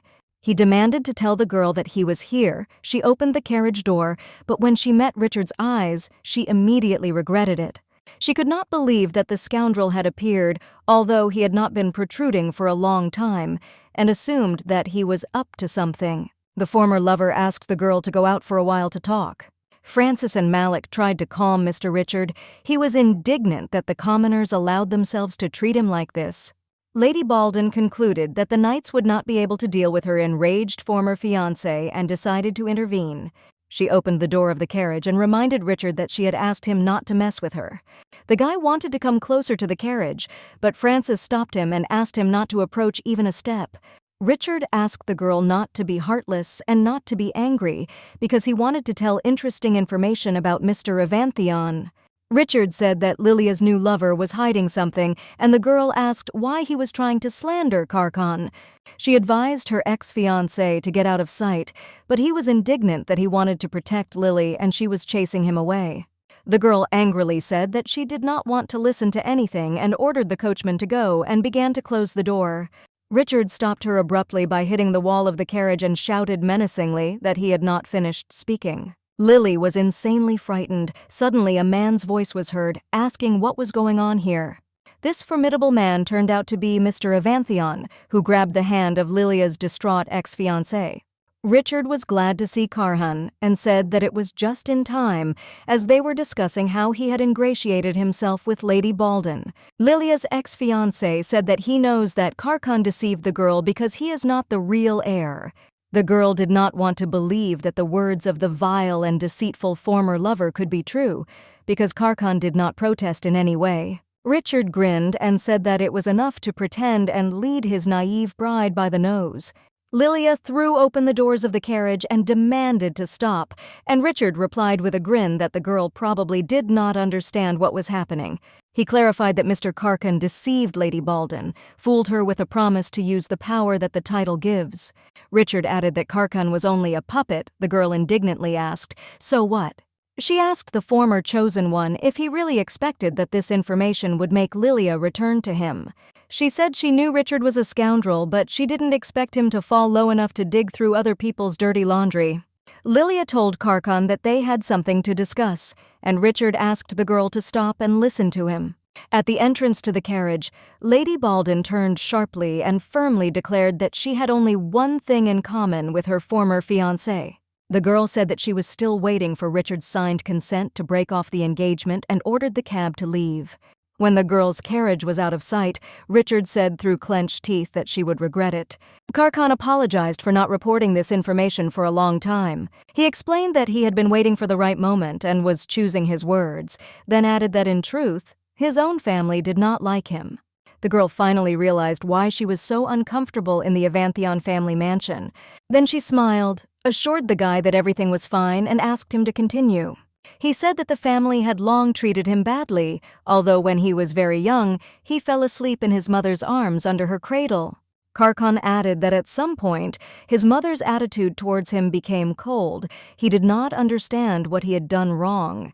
The guy said that he tried to change the Duchess's attitude towards him, but the more he tried, the deeper the gap between them became. The young man sadly said that it had become impossible to change the situation because his father was too busy with work. He added that his older brother began to treat him in the same way as his mother. Karkan concluded that this is how a little boy named Karkan became a ghost in the Duke's family. He explained that for this reason he fled at the age of 14 to the battlefield. From that moment he took part in many battles. The young man said that last year he received an order from the family to take the place of his older brother and become the heir. Karkan explained that this place could not be empty, and during his brother's absence, he took the title. The guy said that he would refuse as soon as the true heir returned, so he was not trained, as it is customary to teach heirs.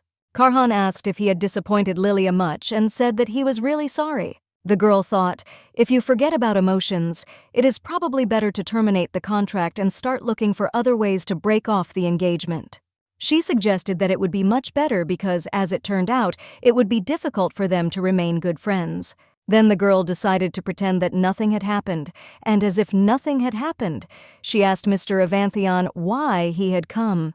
Karkan apologized and explained that he wanted to give a return gift because it seems to him that he is the only one who receives so many gifts.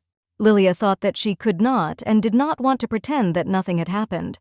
She wondered what would happen to Karkan if she left him now, because he would wait for the return of the true heir. The girl assumed that Karkan would again be banished by his family to distant lands on the battlefields. Lady Baldin finally decided that she did not want Mr. Avanthion to suffer such a fate and offered to terminate the contract. The girl explained that she wanted to start all over again and conclude a cooperation agreement, not a deal. The young man asked what he meant, and Lily replied that she would help Karkan become the true heir of Avanthion. The guy protested that this was impossible because neither his family nor the Council of Elders, no one would support him. The girl confidently and joyfully stated that she herself would be a support for him and offered to look at herself from the outside. She recalled that Karkan has learned to give up what he doesn't need and smile when talking to strangers. The girl said that perhaps Karkan has not done anything significant yet, but everything is still ahead because he can change. The young man replied that this was not an easy task because he was not sure that he would be able to break the family shackles and go against his relatives. Lilia sat down closer, saying that everything would work out because they would be together. The guy was pleased to watch how the girl again stretched out her snow-white hand to him. He said that he agreed to become the true heir of the Duke, and Lily concluded that she was happy and took on the financial side of their plan. Karhan stated that he agreed to everything and asked Lady Baldin to help and support him once again.